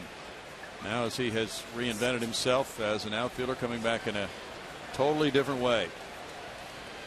I just hope he gets enough credit for bouncing back from something like that, because anybody that goes through those kinds of struggles with the so-called thing, you know, at the major league level, I mean, the media, the attention you get when things are going good, you get just as much or more when things are going bad. And that a boy? Oh, it's caught. Good grief. Moreland. Astros, Dynamos, Rockets, and more. We have all your sports news covered. Check out Sportsnet Central 7 days a week at 6:10 and midnight on Comcast Sportsnet, your home of your home teams. 2 outs, and it's Justin Maxwell. He struck out looking in the second inning. Justin said Sunday night after the game he couldn't get out of here until midnight because his little kid made him throw batting practice in the cage inside. That's a good thing. That's a beautiful thing. Strike one. His mom and dad were here. His dad, the former Navy dentist to 2 presidents of the United States. I asked Justin about that. I said, what did your friends think of that story? He said, I never told anybody. No balls, 2 strikes. Probably feels like he's getting his teeth pulled out right now facing you, Darvish. For sure. Imagine trying to keep that secret from your friends that you're hanging out at the White House. Yeah, you probably attract way too many friends if you let that secret out. Maxwell hit a homer last year off you, Darvish. That's strike 3. That's 10 strikeouts in 5 innings and a 1-0 lead for the Rangers.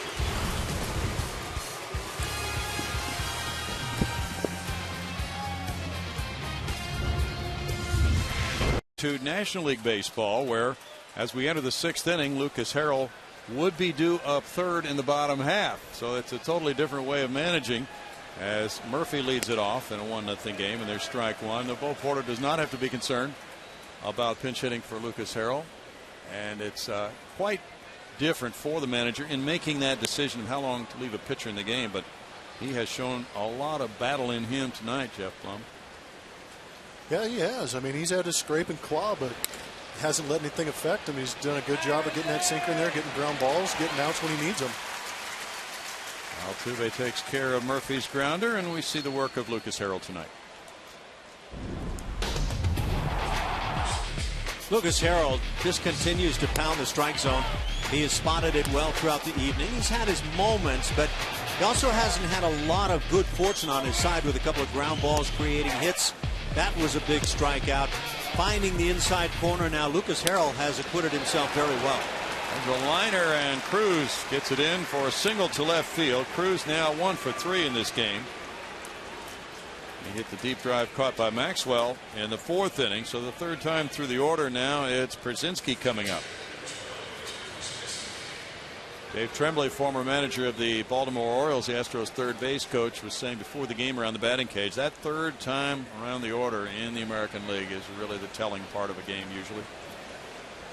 Yeah, it is. I mean, not only is the pitcher getting a little bit fatigued, especially this early in season, leaving balls up, just like you saw that one do Nelson Cruz, that hanging slider that he smashed into left. But you've got a little bit of a book in your head. You've seen him, a couple pitches from him. You know what he's going to go to in 2 strike counts maybe, but you're picking up that release point a little bit better than you did that first day. Do you think that book in the head is helping Astros hitters at this moment? Absolutely not. Yeah, that's the thing. It can go either way. Yeah, it could work to your advantage if you've got the confidence, but it could also strike fear in your heart when you're up there too. Brzezinski was hit by a pitch earlier. Sorry, Brownie, I was wondering what Ron Washington must be thinking right about now. His pitcher hasn't allowed a base runner, obviously not a hit on the night. And if he continues in that direction, Ron Washington is going to face an awfully tough decision. Runner goes on this ground ball. Harrell, Gonzalez out of the way. Double play. Very quick. That is big league. For the second time tonight, he starts a 1-6-3 double play. Impeccable glove work. Lucas Harrell is ready for some offensive support. It's 1-0 after 5.5 Rangers. And what a time to do it. The runner was on the move. It was a hit and run, and Harrell didn't panic whatsoever and got that ball to Marwin for the double play. But you can tell how important it was to him to get out of that inning right there. Love the fist pump, and he probably did that even more so for the offense. See him coming off the field with a fist pump? This might be the inning that he's trying to tell those guys, let's go. Get the offense going. I've got out of this thing 1-0. This is our opportunity. Doug Brocail with an arm around him. As Jason Castro, the DH, leads off. He grounded out earlier. Back to that double play. Barrel into the bat, flying out toward the mound as well. So there was a lot going on. And Lucas Harrell, like you say, no panic at all. Got rid of the ball like an infielder trying to set up a double play very quickly. Doug's probably trying to break the news to him that maybe the pitch count's getting a little high. They may have to make the adjustment and bring somebody in and whatnot, or he could be scouting for next inning, telling them what's working and keep it going. Well, the Astros have had the bullpen busy with the lefty Xavier Cedeno and right-hander Reiner Cruz. They are both getting ready. Carlos Corporan on deck. Now it's a 2-ball 1-strike count to Jason Castro. He looked sensational, Ash, this spring. What a spring in all facets of the game. In fact, in game 1 a couple of nights ago, nice quick release to throw out a runner after a good jump at first base, but with the bat was where I thought he shined maybe as well as anybody on the club this spring. 2 balls, 2 strikes. And that power game was a big part of what he did. Yeah, it's got to be nice for him to know going into the season that he is at 100%. Batting through that ACL a couple years ago and then going through a full season. Not quite sure if it's 100% or not, but taking that full off season and get that thing healthy, work on building up the strength in it, and going into the season is a huge bonus for him. And it paid off in spring training. Hope to see a little lightning here.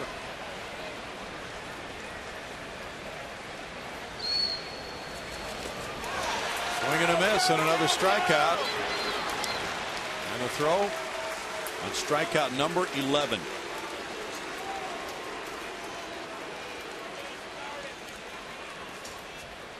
It's clear-cutting season, and the Dynamo's Davis and Bruin will be sharpening their axes when they visit the Portland Timbers. It's rather cute. Houston at Portland Saturday, April 6th at 9:30 p.m. only on Comcast Sportsnet, your home for your home teams. Darvish has tied his career high for strikeouts in a major league game with 11. And that's her 5 1/3 innings. Now Carlos Corporan, who grounded back to Darvish, comes up next. Astros trying to get some glimmer of hope going here. It's only the 6th inning, but they just haven't had anything going. And you know, it's one thing to have a young ball club like we do and have some of the growing pains that we've talked about, and I'm sure we'll continue to talk about throughout the season, where guys are going to be swinging at some bad pitches, making some bad choices, you know, on the field and things like that. But Yu Darvish is dealing. Yeah, this guy is. I mean, he would give a great team fits right now with some of the stuff he's throwing up there right now. There are times as a starting pitcher you just simply have to learn to hang with him. You have a great night, and I think Lucas Harrell falls in that category tonight. He has pitched very, very well, but he's been outdone by Yu Darvish to this point. I like that move right there by Corcoran, stepping out, calling timeout in the middle of his set position, maybe throw him off a little bit, get that rhythm a little out of whack. 1 ball, 1 strike. Carlos's family surprised him coming in from Puerto Rico for the Friday night exhibition game here with the Cubs. There's a shot, and it's caught by Moreland. Moreland's been there to spear a couple of balls hit by Astros in this game. And now the string goes to 17 straight retired by Darvish at the outset of this game, with Marwin Gonzalez facing him next. These are not numbers I wanted to be talking about on my first broadcast, guys. I apologize. I'm a little. Let's go, boys. You want a little more hitting than this? Yeah. Well, Clayton Kershaw has already gone the distance. We talked about that earlier on for the Dodgers, hitting a home run in the process. And you wonder, does Yu Darvish potentially have that in the works tonight? Yes. Gonzalez struck out in the 3rd. Like the big curveball that time for ball 1. I think it's really hard days for managers right now. If you do let a pitcher go that deep early on, you're going to get some criticism. Some people are going to wonder why you did it. He'd have a pretty good excuse today. Yeah. Well, Steven Strasburg pitched scoreless ball. He came out after, what, 7 innings. Kind of a different Strasburg game with few strikeouts.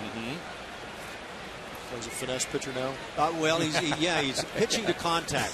There were some real pitching gems first couple of days. Jeff Smarja with the Cubs pitched well. Yes, he had another one. You're right. King Felix. Very well. And, that Detroit bullpen was a big question mark without a real established closer. And Verlander got the win, leaving after 5. That bullpen did quite fine. And the questions about the Angels bullpen, too, going into that extra innings. They threw 7 shutout. Well, I just can't believe the Tigers would lay out that kind of money for a 5-and-fly guy like Verlander. It's a pretty good paid vacation. Yeah.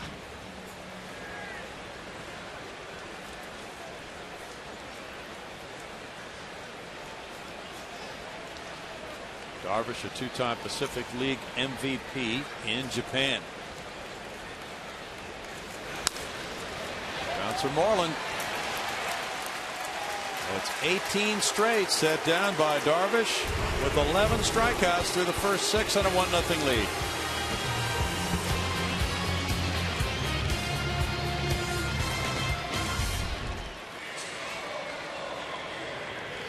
For the Houston Astros. Astros' big and bright Friday nights are the perfect combination of baseball and family fun. Each Friday night game is followed by a spectacular fireworks show presented by Marathon Oil. This Friday, our first 10,000 fans will get a special T-shirt that's presented by Waste Management. Call 1-877-9-ASTROS or visit Astros.com to get your tickets today. And you'll see the orange jerseys on Friday nights. Xavier Cedeno is the first reliever to work in this game. And the left-hander who made an opening day roster for the first time in his career Sunday night, coming off a year in which he was 0-1 with a 3.77 ERA. Had a good spring. He really makes the most of different deliveries, I think, Jeff. He's fun to watch. 31 innings, 14 walks, 36 strikeouts for Xavier Cedeno. He said a couple of years ago, just on his own, he started dropping down with his delivery. And we'll see it here against Moreland, who's 0 for 2. Makes it a little tougher angle. Now, both of you guys were switch hitters. You never had to worry about anything like this lefty on lefty thing. These guys are the reason you do switch hit. It looks like no fun. I had plenty else to worry about, Bronny. 1 ball and 1 strike. Yeah, working that 3/4, slinging that cross angle right there. When you say kind of throwing across his body, it seems like his lead foot's pointing towards the Astros dugout, bringing that arm across, trying to create a little more deception, a little bit tougher to pick up that ball sometimes. And when you're facing a guy left on left, it feels like he's throwing out of your back pocket. Got to be tough to hang in. Yeah, what I used to feel like, and it depended on the left-hander himself, But some guys would make it feel like it was coming from somewhere between that hole between first and second base. And it just it left me feeling like there was really no chance. I've had this theory, long-held theory. Why, and I'll start it by saying, why is it the right-hand hitters are not affected in Major League Baseball by right-hand pitching like left-hand hitters are by left-hand pitching? And my theory is based on the way the bases are set up. Strikeout for out number one. I'll get to that and finish it in just a moment because it's a great story. It sounds like it. Yeah. And a look at that last at bat through our pitch by pitch presented by Steel Dealers. And you can see the left-hander having his way with the left-hand hitter. That was a pretty good looking pitch. Then the sweeping slider and another one, and it's time to go sit down. He moves that slider around, Ash. Yeah. Both corners. Well, here's back to my theory, not story. All right. But because first base is to the right side, right-hand hitters, in facing the right-hand pitcher, tend to be swinging and running toward the plate, into the pitch. Left-hand hitters are doing the very opposite thing. They're running away from the plate. And I think there's a tendency, because of that setup, to pull off pitches a lot more than right-hand hitters do. Now, that's my theory. I'll stick to it no matter what you say. I'm glad you are. It sounds like it does make a little bit of sense. Because I mean, so you don't see right-handed hitters take the front hip, for instance, which is a great point because you just saw Moreland right there. The first thing to fly out against Cedeno was that right front hip. You kind of leaked a little bit, and you lose your hands that way. Whereas right-handed hitters have a tendency to stay in a little bit longer, and maybe due to the fact because they are kind of leaning towards that first base. So if you were to imagine yourself batting left-handed against a left-hand pitcher, and third base was your direction of running, would it not keep you in there maybe a little longer on the pitch? Well, it could. Yeah. I say we play a game backwards. We need to try it sometime. It sounds like a real revolutionary concept. And let's take it a step further. So if you're a left-handed hitter, you run to third base. There's a guy on second. He can do whatever he wants to do. He can go either direction? Yeah, that could create real mayhem on the diamond. Yeah. Wow. That has some possibilities here. In this case, mayhem is good. Liner to right center, and Maxwell lays out for it. It gets by him. It's picked up by Ankiel deep. And here's a shot at a triple. Altuve with the throw. And he's safe. Gentry, who runs very well, had a double in the third inning. Now he tacks on a triple. And he's there with one out here in the seventh. Now, one thing as an outfielder is you have to know when you can lay out and when you probably are better serving your team by not laying out. And this is just one of those plays where I think when Justin Maxwell looks at it a little bit more, he'll realize there was no legitimate chance to get to this with the glove. At the same time, if he stays on his feet, does he get there and cut it off anyway? Maybe not. Well, and you got to know the runner. That's what we keep going back to is the scouting reports, knowing your hitter. And Gentry can fly. There's no question about it. And that ball, knowing that ball has a chance to get in the gap. I mean, I'll give you, for instance, I thought he had a chance to catch it, but the more he got near it, the more the ball was getting down towards the ground. He saw he had no chance, but he was trying to. Would have been better to knock it down, keep it in second base. Reiner Cruz comes in. We'll be right back. I think at that point he realized what you guys were talking about. But anyway, now the Astros have a runner at third, one out, and Reiner Cruz comes in with Ian Kinsler, the batter. The infield will be hoping for a play at the plate if they have to make one and shut off this run in a 1-0 game. So that runner is extremely important right now as Reiner makes his first appearance of the year. He was a Rule 5 pick last year with those numbers. Hard thrower. And now the infielders move in, but he's certainly a guy who could get a strikeout as well in this situation. Kinsler is 1 for 3. Elvis Andrus on deck.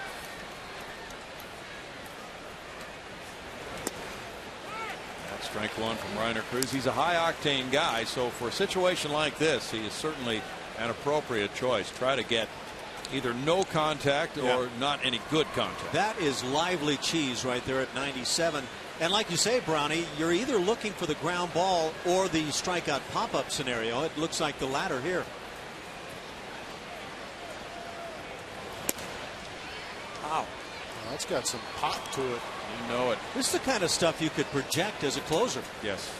That was 97. Reiner last year had 46 strikeouts in 55 innings. He's 26 years old, from the Dominican.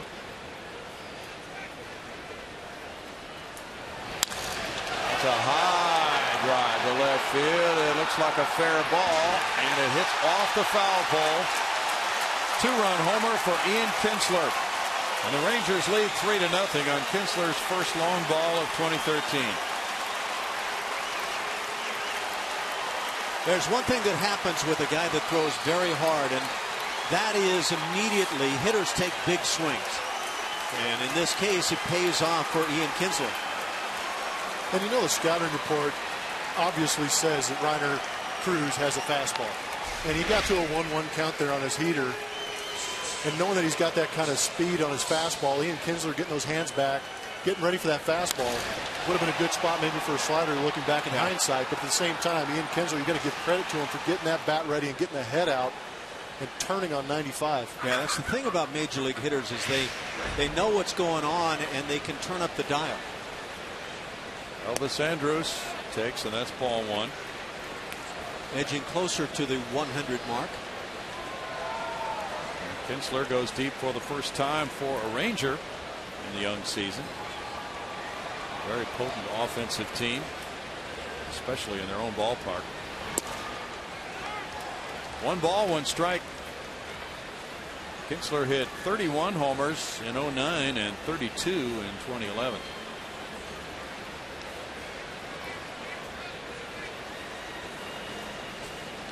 Rangers hit 200 homers last year.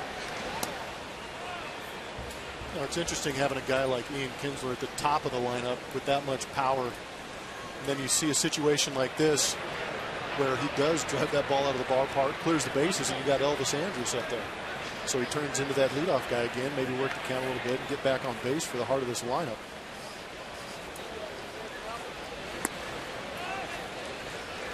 Now 3 balls and a strike. It would appear that both of these clubs will have bullpen situations that will be emerging in the early weeks of the season. Things don't seem totally set with either club in the bullpen. Yeah, I think bringing Eric Bedard out of the bullpen on the opening night would raise some eyebrows. You're right. On into center field. Andrus on for the 3rd straight time. Past the diving Marwin Gonzalez. That's the 3rd hit of the inning for the Rangers. Included in those raised eyebrows a lot of times might be those of your big left-hander Bedard himself. You wonder, okay, I'm the number 5 starter, and then opening night comes and you're getting up and you're ready to come on in the ball game. Yeah, you would think hopefully you got a little pregame meeting saying, hey, we get into a situation where we are able to go to you for a long save type situation. We're going to go to you. Lance Berkman is 2 for 2 with an RBI and an intentional walk. Now, we were hearing tonight that Bo Porter really hatched that plan about a week ago. Woohoo! It was a high throw over to first, and was thinking about using his number 5 starter in relief, Eric Bedard, if the opportunity arose. Wesley Wright's working now, and they had spoken before the game with Eric Bedard about that possibility. And he really executed for 3 1/3 innings. Berkman takes a look at ball 1. Dave Tremblay, the Astros third base coach, said when he was managing Baltimore, he would go to each of his relievers before every game and would designate things like, "You are my long man," just so they'll know when that bullpen phone rings, it's for them. That guy is the long man that night. And I think that's a good thing for ball players. We're so routine oriented. It's nice to know what your role is. I can't imagine what it's like to be in the bullpen, but I would imagine that knowing that when your number is going to be called is going to be a good thing. So you can get in your routine, get mentally prepared, start moving around a little bit, stretch, start playing catch a little bit. So if the situation does arise where they need you, they can go get you. Pitch out there, and it's 2-1. Dave Tremblay said he used to ask his relief pitchers, "What's the worst thing for you in the bullpen?" And just about everyone would say, "When the phone rings and we don't know who it's for." Yeah, that's not a good feeling. It's like having the creditors call you or telemarketers. You're like, oh man, you know, you need to just not answer. That's exactly it. Towering pop. Marwin Gonzalez comes in, calls off Fred Wallace. Well, the other thing that bullpen pitchers don't like is getting that call that says get up and get it hot, and then not coming in the ballgame. That is so true. People don't realize, I mean, if we had a bullpen cam all day long, you'd be entertained, one, because those guys are pretty funny, but at the same time, you'd see how many times they do get hot. Guys will get hot 2-3 times a game and then won't even come in a game. So they're almost throwing every single day sometimes. When you have those games where you get loose a couple of times and you heat it all the way up, you almost have to take the next day off. It's like you came in the ballgame. Right. Yeah, Dave was saying if he had a closer and he'd gotten him up twice, that third time, he was either coming in the game or, you know, he wasn't going to use him the next day at all. So they do keep tabs on that, how many pitches they throw. He said Dennis Martinez, the bullpen coach, knows how many pitches it takes each guy to be ready to come in. And that's important early in the season when they haven't really seen these guys in a game that counts. Beltre's 0 for 3. Bouncer Wallace caught in between hops, but handled it to end the top of the 7th inning. The Kinsler 2-run homer gives the Rangers a 3-0 lead in the middle of the 7th.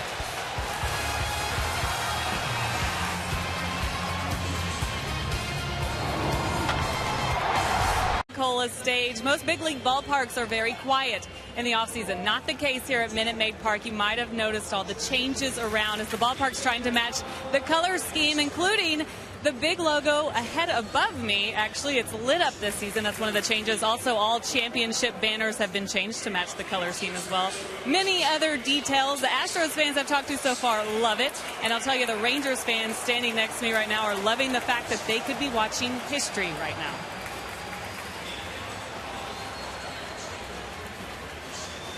Well, the Astros have been no-hit, as you know, a few times. Most recently last year, perfect game by Matt Cain on the road. There's never been a no-hitter at Minute Maid Park.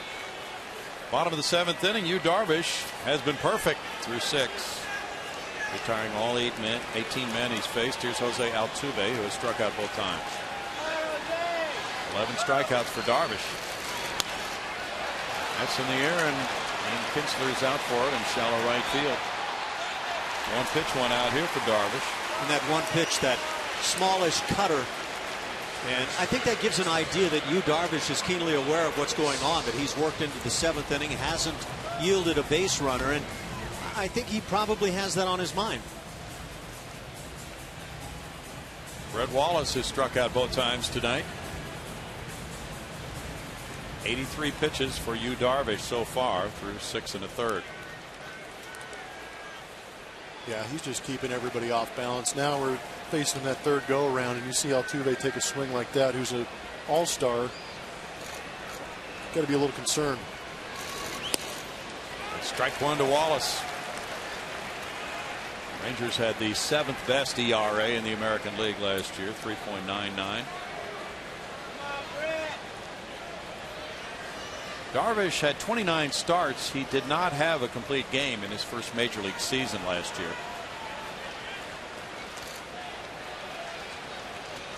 So he might be better than Hideo Nomo when all is said and done in his career. Nomo had a nice major league career coming from Japan. No balls, 2 strikes. Nomo had a couple of no-nos. Sure did. He pitched one at Colorado, of all places. Yeah. That seems a bit improbable. And the mound was muddy. It had rained, and he pitched from the stretch quite a bit that night. Got another stretch going on here. Yes, we do.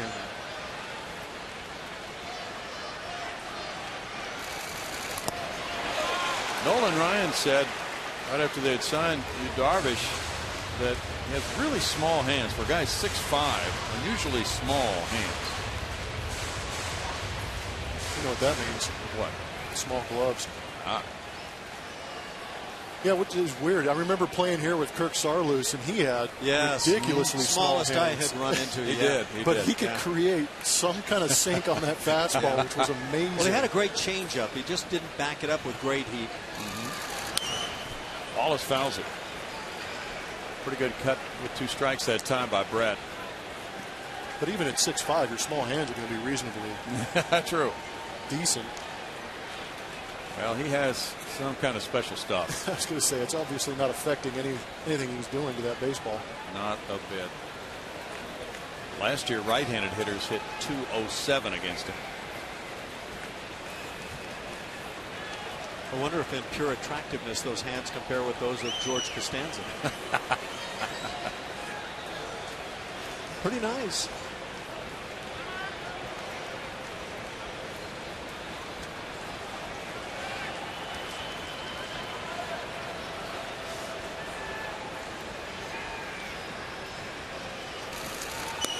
We talked earlier, Ash, about how the situation with bases on balls got much better for Yu Darvish at the end of the season last year, but the total numbers were 191 innings, 89 walks. Yeah, it was a whole pile of walks, no doubt about it, and it was ugly in the first half, again right around the 5 mark per 9 innings, but he still found a way to win. Off the plate, 2-2. And you get the sense we're not seeing anything different in terms of his overall stuff here this evening than what he threw last year. But when he throws it for strikes and he mixes it in counts, as we've been seeing as well, this guy can be absolute dynamite. And I haven't seen the effect of hitters saying, well, you know what, we finally caught up with his slider. We now have it figured out. Wallace swings and misses at a breaking pitch. Brzezinski throws to Moreland. It's strikeout number 12.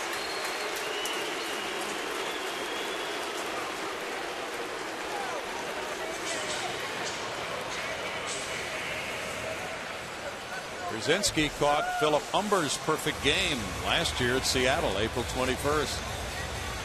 He caught Mark Burley's no-hitter against Texas in April of 2007 in Chicago. He could be joining the elite Alan Ashby company. He's caught 9. He's one of 9 catchers to catch at least 2 no-hitters, at least one of which was a perfect game. Only 9 have done that. Ash caught the Ken Forsch no-hitter. 1979. That was, I believe, the 2nd or 3rd game of the season, maybe 3rd. That was quite a series against the Atlanta Braves. There was that no-hitter. J.R. Richard, I think, threw about a 2-hitter. I think when the series was all said and done, the Braves left town after 3 games with 4 hits. Wow. That's awesome. That was April 7th. That was the earliest no-hitter. April 7th, 1979. Bob Feller pitched one on opening day, but it was a later date than that. Now Pena backs away. He's grounded out and he struck out. He had a 3-1 count when he grounded out in the first inning. There hasn't been a whole lot of hitters count since. 1-1. Tell you, it was quite a thrill for me to catch a couple of other no-hitters as well. The Nolan Ryan no-hitter was my 2nd, and that one gave Nolan 5 on his career. He became the all-time leader in that category and surpassed the guy that I had seen a couple of no-hitters as a kid at Dodger Stadium. That was Sandy Koufax. So that was incredibly special for me. Broken bat. It goes to Moreland. Crossing to Yu Darvish. And that's 7 perfect innings for Yu Darvish and the Rangers fans. Painting Yu as the Rangers lead it 3-0 after 7. Season's opening series tomorrow afternoon. It all starts with Astros pregame live tomorrow at 12:30 on Comcast Sportsnet. Your home for your home teams. And the Chevron pitching matchup will be coming your way next. Tomorrow's pitching matchup brought to you by Chevron. Care for your car. Alexi Ogando, who's been a starter 2 years ago in the bullpen last year, now back to starting against Philip Humber, making his Astros debut. A couple of tough right-handers. Of course, the Astros hope that Philip Humber can be tough not only tomorrow but throughout the season. This is, as the 3 guy in the rotation, a very important spot for Philip Humber. Now it's Wesley Wright in the game for the Astros. He's pitcher number 4, facing David Murphy, who's 0 for 3. Murphy gets a first pitch slider for strike 1. Wesley Wright last year, 2-2. A nice ERA at 3.27 in 77 games. That's nice when you can get that left-hander that can bring it that many times. It's 1-1. Wesley's 28 years old, 77 appearances last year. Xavier Cedeno went 1/3 of an inning. He allowed 1 hit, 1 run with no walks and a strikeout. Lucas Harrell's 6 innings, giving up 6 hits and 1 run. He walked 2, fanned 4, and hit a batter. And Reiner Cruz 2/3 of an inning, 2 hits, 1 run, no walks or strikeouts. 2 balls and a strike. Wesley had a high ERA in spring training, but he's been a staple on this club going back to the 2008 season. In for a strike. That makes it 2-2. Yeah, it kind of gives him that benefit of the doubt with those spring training numbers. Sure does. They might be a little inflated, but over the last couple of years, Wes has done a good job of being that durable left-hander out of the bullpen for the Astros. 3 balls and 2 strikes. And with his standing on the club as the guy who's been around the longest. Now you see Josh Fields warming up. He's a Rule 5 pick this year, the way Wesley was in the 2008 season. So Wes can relate to those younger citizens out there, Blummer, who are showing up wondering when they're going to make their major league debuts, like Josh Fields, and tell them what he went through maybe back in the day. Yeah, it's pretty impressive when you can be 28 years old and be one of the elder statesmen of the bullpen. But yeah, it's a feeling we all share, and it's something he can relay on to the young Josh Fields. Leadoff walk for David Murphy. A couple of us here in the booth don't remember 28. No, you're right. Vaguely. Now Nelson Cruz. Cruz is 1 for 3. Hit a deep drive that was caught in the 4th inning by Maxwell. So as the lefty who came in and walked the lefty hitter, now Wright would love to make up for that by getting Cruz. Krasinski and other lefty hitters on deck. A looping line drive into left center field will roll for a while. That'll go all the way to the bullpen wall. Murphy being waved around to score run number 4 for the Rangers. Here's the relay throw cut off, and it's an RBI double for Cruz. Yeah, any other ballpark that might be just a lousy single, but in this ballpark with the shift on with Nelson Cruz, Chris Carter had to cheat a little more towards that left field line to cut down a ball hit down the line, therefore opening up a gap in that left center field with a line drive over the shortstop's head. It's that big swing, and he's always done that. He's a productive guy with the bat. It's not the double here that's the big mistake of the inning. It's coming in and walking the left-hander to start it. Murphy scores ahead of that throw, and now it's Krasinski batting. He's 0 for 2 and was hit by a pitch.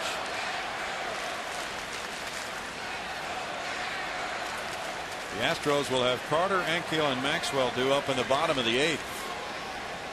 Yu Darvish is perfect through 7 and now has a 4-0 lead. 10 hits for the Rangers. Krasinski looks at ball 1. Again, his career in the Twins organization. So he's been an American League guy all the way. He flicks this one toward the line. Carter coming over into foul ground, but it's out of play. A lot of people have talked in a negative way about the body language of A.J. Pierzynski. You were a teammate, Jeff. Did you guys see that? Did it bother you? No, it never really bothered me. I know that his antics on the field are a little bit different, but you could say that about some guys too. He's like Darren Erstad, outside the white lines, phenomenal guy, affable, could talk to him, gets in between the white lines, and he's an animal. Yeah. In the same token, AJ gets in between the white lines. He's playing baseball. He's going to play it his way. So you got to give him credit for being consistent, number one. But at the same time, he's going to do things that are going to irk you. And you know what? He knows it. He doesn't mind it. Yeah. No, he's going to run in front of you, a pitcher on the mound. He's going to nudge that elbow out there and do some of the those sneaky little things to get on base. But it's part of his game. Pena will take it. So that's gamesmanship on his part. It's AJ's gamesmanship. Yeah, I mean, most guys wouldn't follow the same rules that he does, but it's what he does. He's made a great career out of it, and I like the guy. He was great in the clubhouse, and he's done a great job in proving his worth behind the plate. Does a nice job here in making an out to move the runner up. That brings the infield in for Moreland. Moreland's 0 for 3. We can see why his teammates would like that if he would risk upsetting the other team.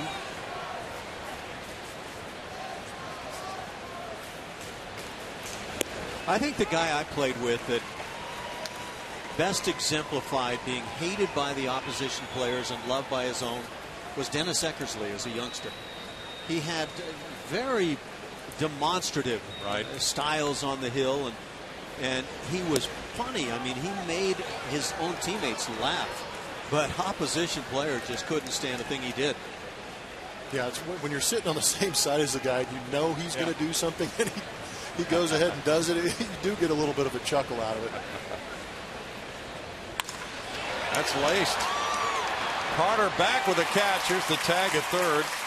Cruz will come home, and it's 5-0 with Moreland's first RBI of 2013. That play actually was one I'm anxious to see more of for Chris Carter in left field. It was not an easy routine play. Line drive that is at the outfielder can freeze a lot of guys, and he got back and made the play routinely. So I think one thing the Astros have to answer this year is, can Carter play left field effectively? Looked pretty good on that one. Yeah. Nice, easy karaoke move to get back there and made it look like he's been out there for years. Wesley Wright's out of the game, and Josh Fields will be in for his major league debut right after this. Fans looking for the perfect way to combine business and baseball, or a unique space to hold your next event? With state-of-the-art meeting spaces, Minute Maid Park can surpass all of your needs. Call 713-259-8800 for more information. Don't forget to ask about softball games and batting practice. Josh Fields comes in, making his major league debut at age 27 from Hull, Georgia. He went to the University of Georgia, where he had 41 saves. He was the first overall pick in the 2012 Rule 5 draft, 20th overall pick in 08, a first rounder by Seattle. Traded to Boston along with Eric Bedard in a deal in 11. And he bounces that one up for ball one on his first major league pitch to Craig Gentry. Gentry has a double and a triple and 2 runs scored tonight. This is a good time for a major league debut, if you will. It's a 5-0 game. 2 outs in the 8th inning. Pretty good chance to bring him in for just a brief time, get him some success. And there's nobody on base, so you don't have to worry about any of that kind of situation. Just go out there and attack the hitter. That's right. You look at his spring numbers, Josh Fields, and really did a nice job overall, except for the walk column. 7 walks in 11+ innings. Got to find a way to be more consistently in the strike zone. And I remember doing the game with Dash, and Josh came in, and he's got such good stuff. He's got an electric fastball, great slider, but his motion is violent. Yeah. You know, he really rushes that thing up there with a violent motion with his arm. So sometimes those pitchers have a tendency to really control and be consistent with that arm and that release point. 3-1 now. Last year, Fields was at AA Portland most of the season. Pitched 10 games at AAA Pawtucket. Had an ERA of 0 in those 10 games. So he attracted a lot of attention in that Rule 5 draft and was the first player taken after having earlier control problems in his career in 2011 and higher ERAs. He seemed to have solved a lot of those difficulties last year. At Portland, he walked 16 in 44 innings. Those are good numbers. And he struck out 59. As a hitter, if you can hit some mammoth home runs, you'll draw some attention. As a pitcher, if you have that big arm. And pretty good arm here. He gets the punch out at 94 miles per hour to end the top of the 8th inning. It's 2 runs on 1 hit for the Rangers, and Mr. Perfection through 7. Yu Darvish now has a 5-0 lead. Yu Darvish dealing with a perfecto here as we go to the bottom of the 8th inning. Don't miss your chance to see the Astros take on some of the best teams in the American League, including the Red Sox, Yankees, Rangers, and a whole lot more. Get your tickets now by calling 1-877-9-ASTROS or visit Astros.com. Now squarely in the spotlight is Yu Darvish, moving to the bottom of the 8th inning with a 5-0 lead. He's been perfect through 7. He has struck out 12. He's thrown 93 pitches. And there's a strike to Chris Carter, who's 0 for 2 with a strikeout and a fly ball to left. If he's going to paint like this on the edges, makes it all the more difficult. 2 relievers warming up for the Rangers. That one's upstairs for ball 1. And he's showing no sign of letting up. I mean, he's still throwing the ball hard, still working his breaking pitches in there, but nothing's really fluttering up there. Everything's still got that sharpness to it. The number of swings and misses on the slider and the over-the-top curveball has been amazing. Off the plate, lefty Michael Kirkman is warming up. So is right-hander Tanner Shepherds for the Rangers. A lot of times when a guy's dealing with a no-no or perfecto late in the ball game, that pitch will be called a strike. Yeah, Paul Newett back there's been pretty consistent. So at 2-1, he comes with a filthy slider down and away. And it's in the strike zone. It's not like it's bailing out of the strike zone. That he was swung at what would have been a called strike. That's what makes that so impressive. I mean, it's wow.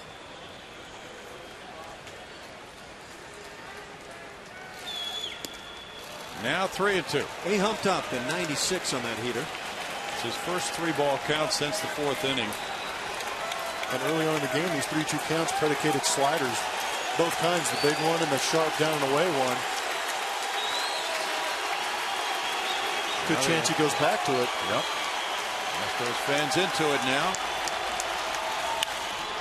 And it's hit foul. Well, he came slider. He just hung it a bit. And that was one that Chris Carter's probably kicking himself for not keeping fair somewhere. Yeah, but when you've got a whole game, 8 innings, and you haven't seen one hang up in the zone and you haven't felt the ball in your barrel for a while, you get a little jumpy, and he got excited and hammered it, but it was foul. I think Darvish was probably trying to bring the surprise factor there. Any breaking ball, a good breaking ball. Going back to it. Try and throw a better one here.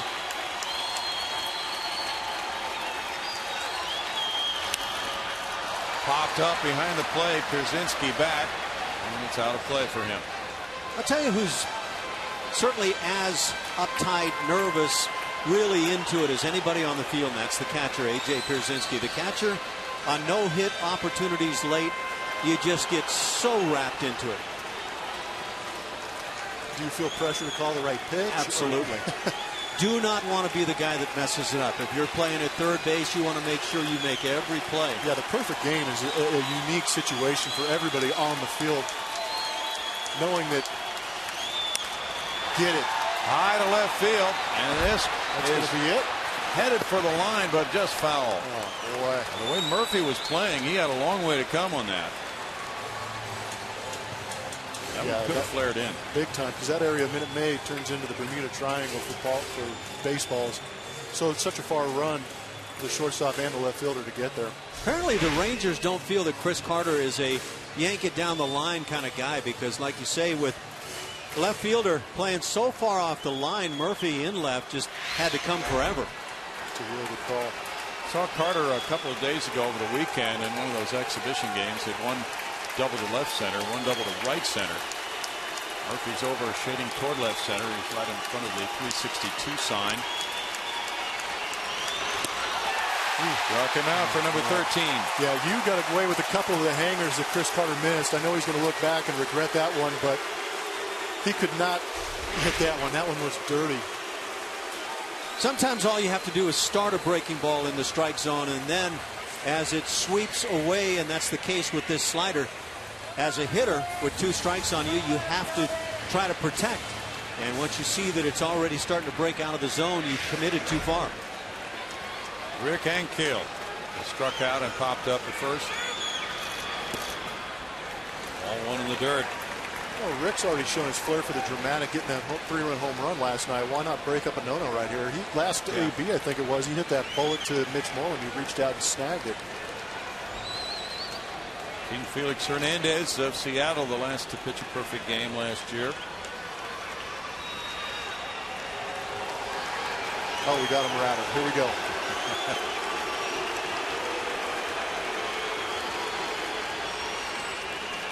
Former Astro pitcher Mike Maddox, pitching coach for the Rangers. Brother Greg Maddox. 1-1. Greg Maddux also spent some time around this Ranger club in spring training this year.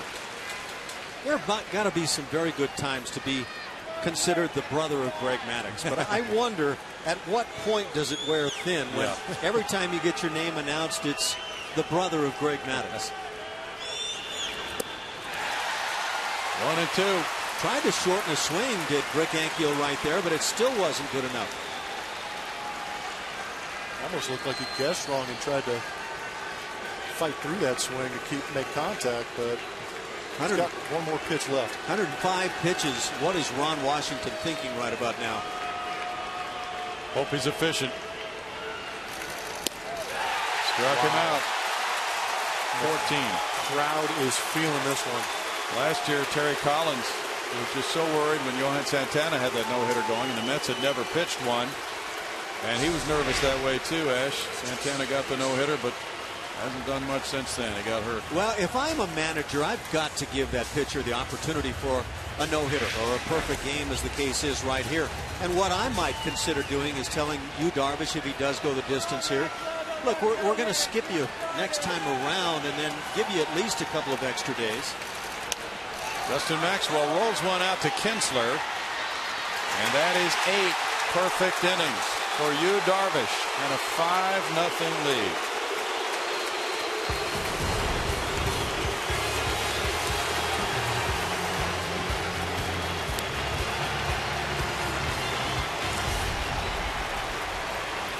By Progressive. Visit progressive.com today. And by Southwest Airlines. Find our fares online only at southwest.com. Well, the Rangers fans are very excited right now. Their starting pitcher, Yu Darvish, is perfect through 8. He has struck out 14. Now the Rangers come up in the 9th inning. And the Astros go to pitcher number 6 of the night. Jose Veras, their new closer, signed as a free agent over the winter. He's 32 years old, from Santo Domingo in the Dominican Republic. Last year pitched for Milwaukee, made 72 appearances. He has 5 career saves. He's been a setup man in his career, but this year he will take on that closer role. And coming in for an appearance tonight to get into the swing of things, he might be closing tomorrow afternoon, Ash. Got a chance. You'd love to see that be the case if you're an Astros fan, no question about it. You got to get those guys in for early appearances, get the monkey off everybody's back. Now Kinsler will lead it off in the 9th inning. He has a couple of hits, including a 2-run homer in the 7th. Josh Fields retired, the only man he faced in his major league debut. He strikes out Gentry, and that's a good way to start it. There's strike 1 for Veras. And the third no-hitter you caught, Alan Ashby, was Mike Scott's division clinching game. 1986, yep. That so improbable, and what a great day that was.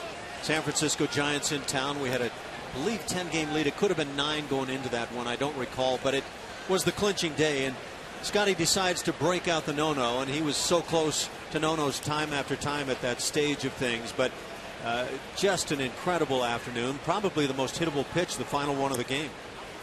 Will Clark rolled over a ground ball to the right side, but it was one of those waist-high kind of sinking things that you could just see flying about 500 feet, and it fortunately worked out for Mike and the gang, and what a great day. And you visited him at the mound and had an interesting conversation with him late in that game. What did you tell him? Man, you're going to have to tell me that story. He said you came out and you said, look, we're going to clinch this game anyway. We're going to clinch the division. So just don't throw a cookie here. You know, he had the no-hitter going. So, in other words, that's Scotty's. You can get this no-hitter. That's Scotty's version of the. That's his version. Yep. Wow. Yep. We're going to have to roll the tape on that one. Yogi Berra had a great line that day. Yogi, one of the coaches on the staff. What did he say? Well, we headed back to the clubhouse, and you may recall those were the Conehead days when Charlie Kerfeld and the boys were wearing the Coneheads, and they were back in the clubhouse. And I happened to walk in with Yogi, and celebration was going on, as you might guess, on clinching day and a no-hitter. And Yogi saw the 3 Coneheads right in the middle of the clubhouse. And as Yogi was wont to do, he said, "Yeah, you 3 make quite a pair." And I had my arm draped around his shoulders, and I thought, you know, I was there for one of Yogi's isms, and it was just beautiful. He can't deny that one. Then you three made quite a pair. He had some beauties, didn't he? He did. Leadoff walk for Kinsler. The old restaurant one where nobody ever goes there anymore because it's always too crowded. Joe Nathan is getting loose for the Rangers. Jose Veras with Elvis Andrus coming up next. Andrus is 2 for 3 with a walk.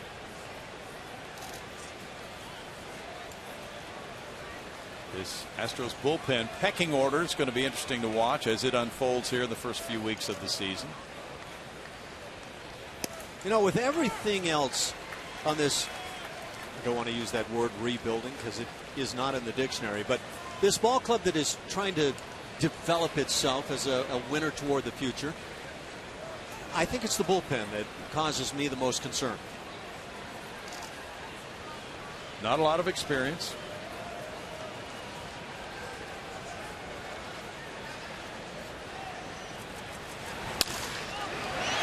Smacked up the right field line into the corner past a diving Pena. Kinsler around third. He's being sent home by Gary Pettis. Altuve with a relay, and he is in there. Andrus winds up at third. It's 6-0.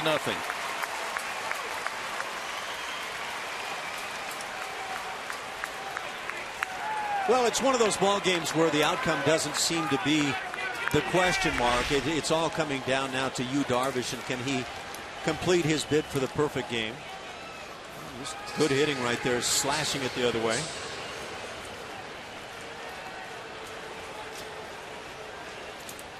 Ankyo gets it in, and then the relay not quite in time from Altuve as Kinsler scores. I'm not sure when Rick Ankiel has the ball in his hand that utilizing the cutoff man is the best ploy. Yeah. Now the infield moves in as Berkman bats.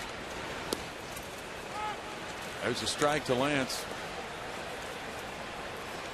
So the Rangers have been piling up extra base hits. That's 3 triples in this game for them to go with the Kinsler homer. They've had 2 doubles as well. Their club record is 2 triples in a game. And Andrus has tied that. Fly ball to center, not deep. Let's see if Ankyo can get there. It is in for a hit. And it's 7-0. Well, as good as Justin Maxwell has been going back and to his sides, took him a little while to get going coming in on this ball hit off the end of the bat. Berkman winds up with a pop fly RBI single, his 3rd hit of the night. Yeah, probably playing a little bit deeper on the Puma, but taking a big swing from a cleanup hitter like that. Yeah, it's that big swing where you hit it off the end of the bat or get jammed that will really fool outfielders. Berkman will take a 14-game hitting streak at Minute Maid Park into his next game here. 7-0 Texas, 11 hits. And it's Beltre. He's not been a part of the hitting attack. He's 0 for 4. I'm only speculating, but I'm assuming that these extended innings on offense for the Texas Rangers are beneficial to Yu Darvish coming back out next inning. I would think so. A little extra time to sit around, rest, recoup. Yeah, I think where it's difficult is on the nerves because, you know, kind of like opening day, you want to get there and get it done and kind of get it behind you and get that first hit or whatever the case may be. I imagine as a pitcher you sit there and you're thinking, come on, let me get out there. I want to get at my business right now. Continue that rhythm he's got going. He'll be facing 7, 8, 9. Castro, Corporana, and Gonzalez in the bottom of the 9th. Foul back. It's no balls, 2 strikes. Rangers certainly have had the upper hand in the battle for Texas for the last few years. They're 14-4 against the Astros since the start of 2010. And they've won 25 of the last 35 from the Astros.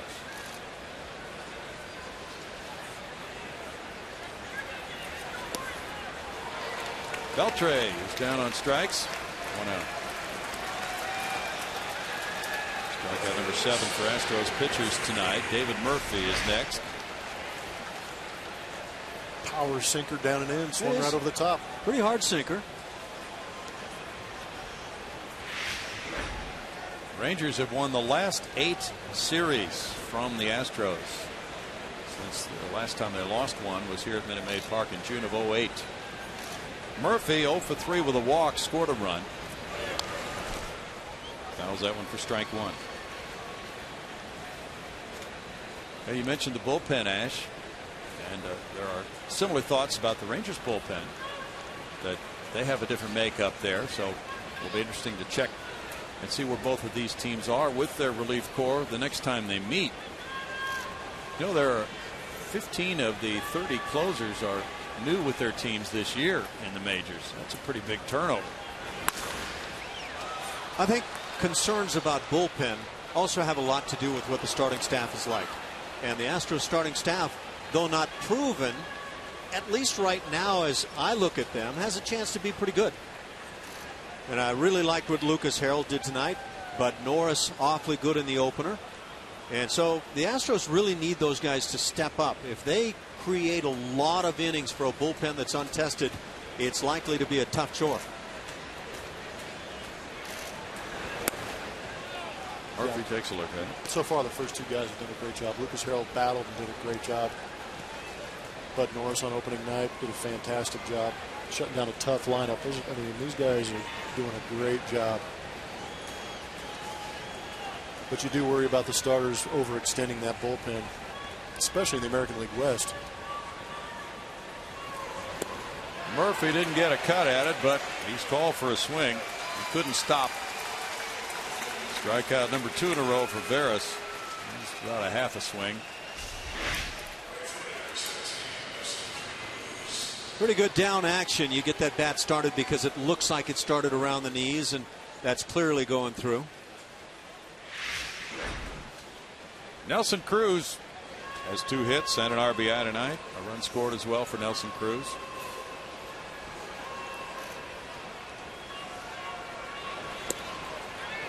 Strike for Jose Veras. It's been Harold, Cedeno, Cruz, Wright, Fields, and Veras tonight for Houston. Phil Umber goes tomorrow in his Astros debut against Alexi Ogando.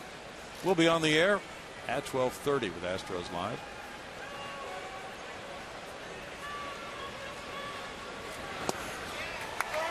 No balls, 2 strikes.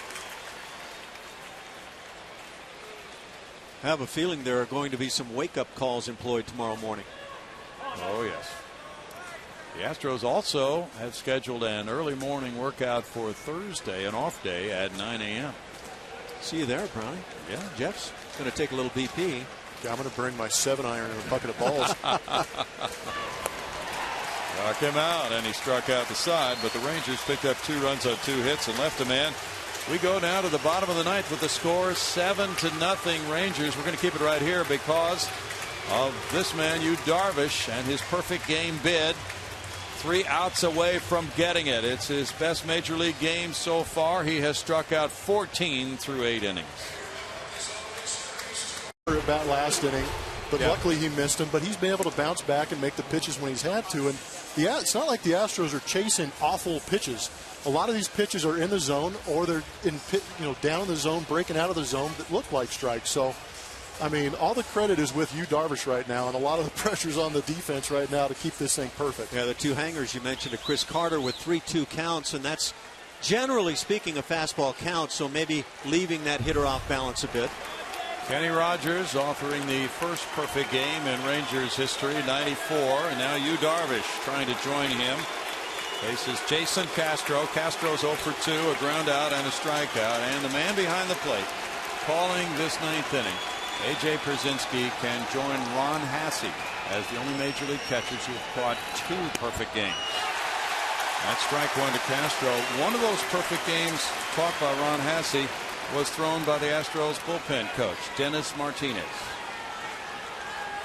Castro's hitters here, I mean, you want to be selective, but you got to be aggressive at the same time. You got to want to be the guy that's going to break up history right here. Grounded in the hole, and plenty of time for Andrus. 1 out. Yeah, this crowd on their feet sound like they're Pretty wholeheartedly open to seeing a perfect game tonight. So you're going to show up to the ballpark and you have a chance to witness history. Why not? Yeah. 25 straight retired by Yu Darvish. Carlos Corcoran is 0 for 2. He hit the liner that was speared by Moreland at first in the 6th inning. He also grounded back to the pitcher. So Corcoran has made contact both times. Marwin Gonzalez is on deck. Grounded to second. Routine for Kinsler. Now 1 out away from perfection. For the skipper Ron Washington, this inning couldn't have started any better with quick outs. So true.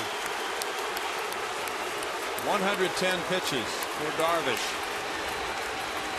And Gonzalez, who was struck out and grounded out, will come up again. I apologize for talking too much. I'm partially excited about seeing this in person. You're only partially excited. Yeah, well, I am cheering for the white uniform here, but Yu Darvish has put on an absolute clinic, and I'm just impressed for watching a guy be this good for this many innings. Up the middle and into center field. Oh, no! Oh, my. Attaboy, Marwin. Marwin Gonzalez breaks up the perfect game bid with 2 outs in the 9th. Such a mixed reaction from the crowd even. A big smile on the face of Yu Darvish, and that shows that this guy has a pretty good perspective on this game. He's coming out of the game now. If he gets a glove or body on that, he's got his perfect game. Wow. 111 pitches. That is amazing. Yep, right through the wickets. Yeah, the 5-hole got exploited. Man, gosh. That has got to be a tough pill to swallow. That'll force a guy to learn some of the language here in America.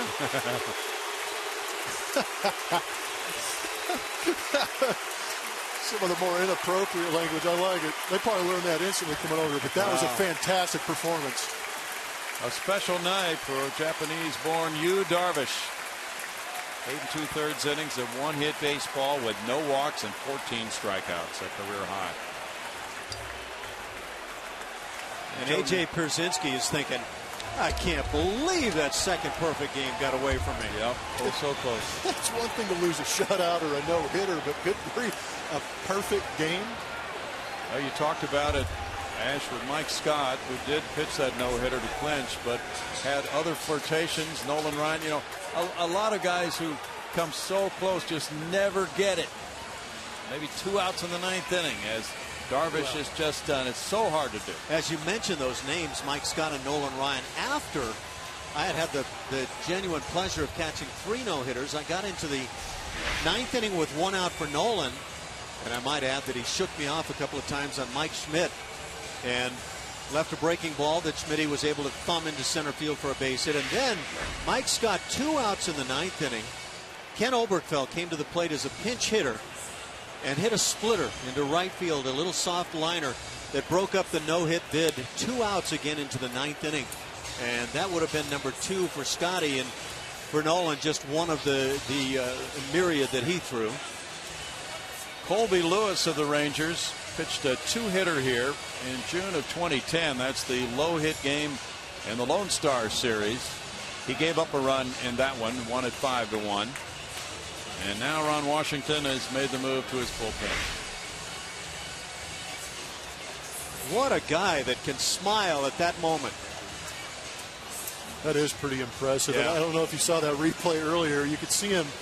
They zoomed in on him. The reaction with the ball off the bat. You could see it. He kind of tried to knock it down, but as soon as he realized he didn't get a glove on it, you could see he just knew it was over. So if you're Yu Darvish, are you concerned that every time you give up a single this year, you're going to be yanked? Yeah, what do you got to do to get a complete game? Lefty Michael Kirkman comes in to face Jose Altuve, who's 0 for 3. Darvish watching in a 7-0 game. Altuve has struck out twice and popped a second. Kirkman 1-2 last year with a 3.82 ERA. Kirkman's from Lake City, Florida, 26 years old. I told you somebody was going to break up history. So hard to do, isn't it? Oh, I mean, one out left. Marwin Gonzalez goes up there and has the gall to go up there and swing at the first pitch heater he gets.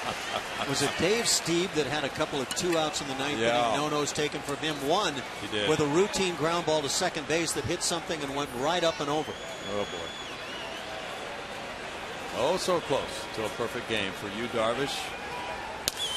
Liner into right center. Now Altuve has followed the hit with one of his own. And Gonzalez goes first to third on the Altuve single. Off Michael Kirkman. And it's a pinch hitter now. J.D. Martinez batting for Brett Wallace. Houston Astro batters probably elated to have you out of the game right now and have him sitting on that bench. Matt Dominguez is on deck. Carlos Pena due up next. Wallace was 0 for 3 with 3 punch-outs. Martinez coming up.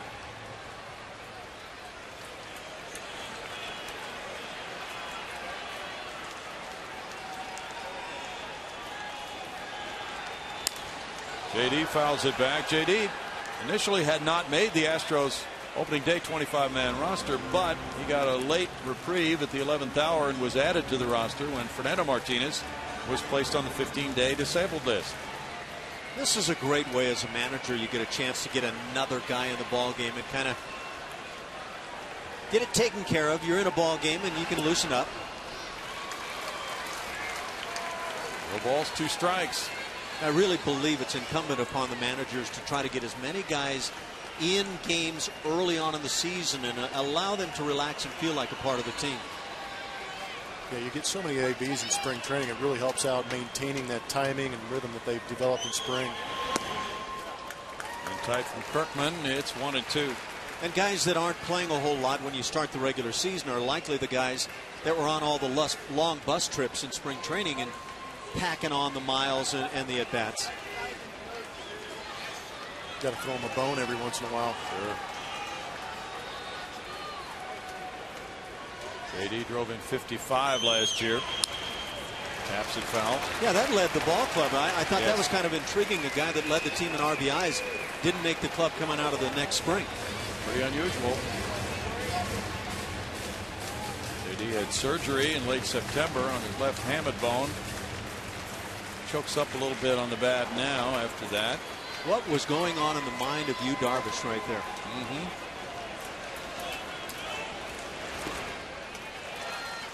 2-2. Well, things had gone so well, maybe he thought that they would continue to go that well for one more batter. That was just a ground ball back to the mound. Yep. But again, it found that 5 hole and on into center field.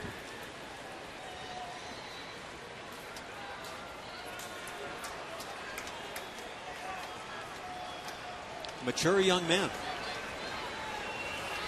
Apparently really mixes it up, likes to have a lot of fun with his teammates. He knows English well and has fit right into the Rangers club. 3-2 now.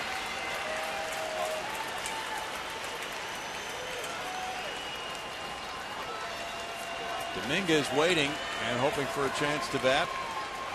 But the Astros down 7-0. And that's cued foul past Dave Clark at first. Day game tomorrow, and then Thursday's an off day before the Oakland A's are here over the weekend. And then on the first road trip, the Astros will go to Seattle and Anaheim and Oakland, so they'll get a pretty good early season look at their rivals in the AL West.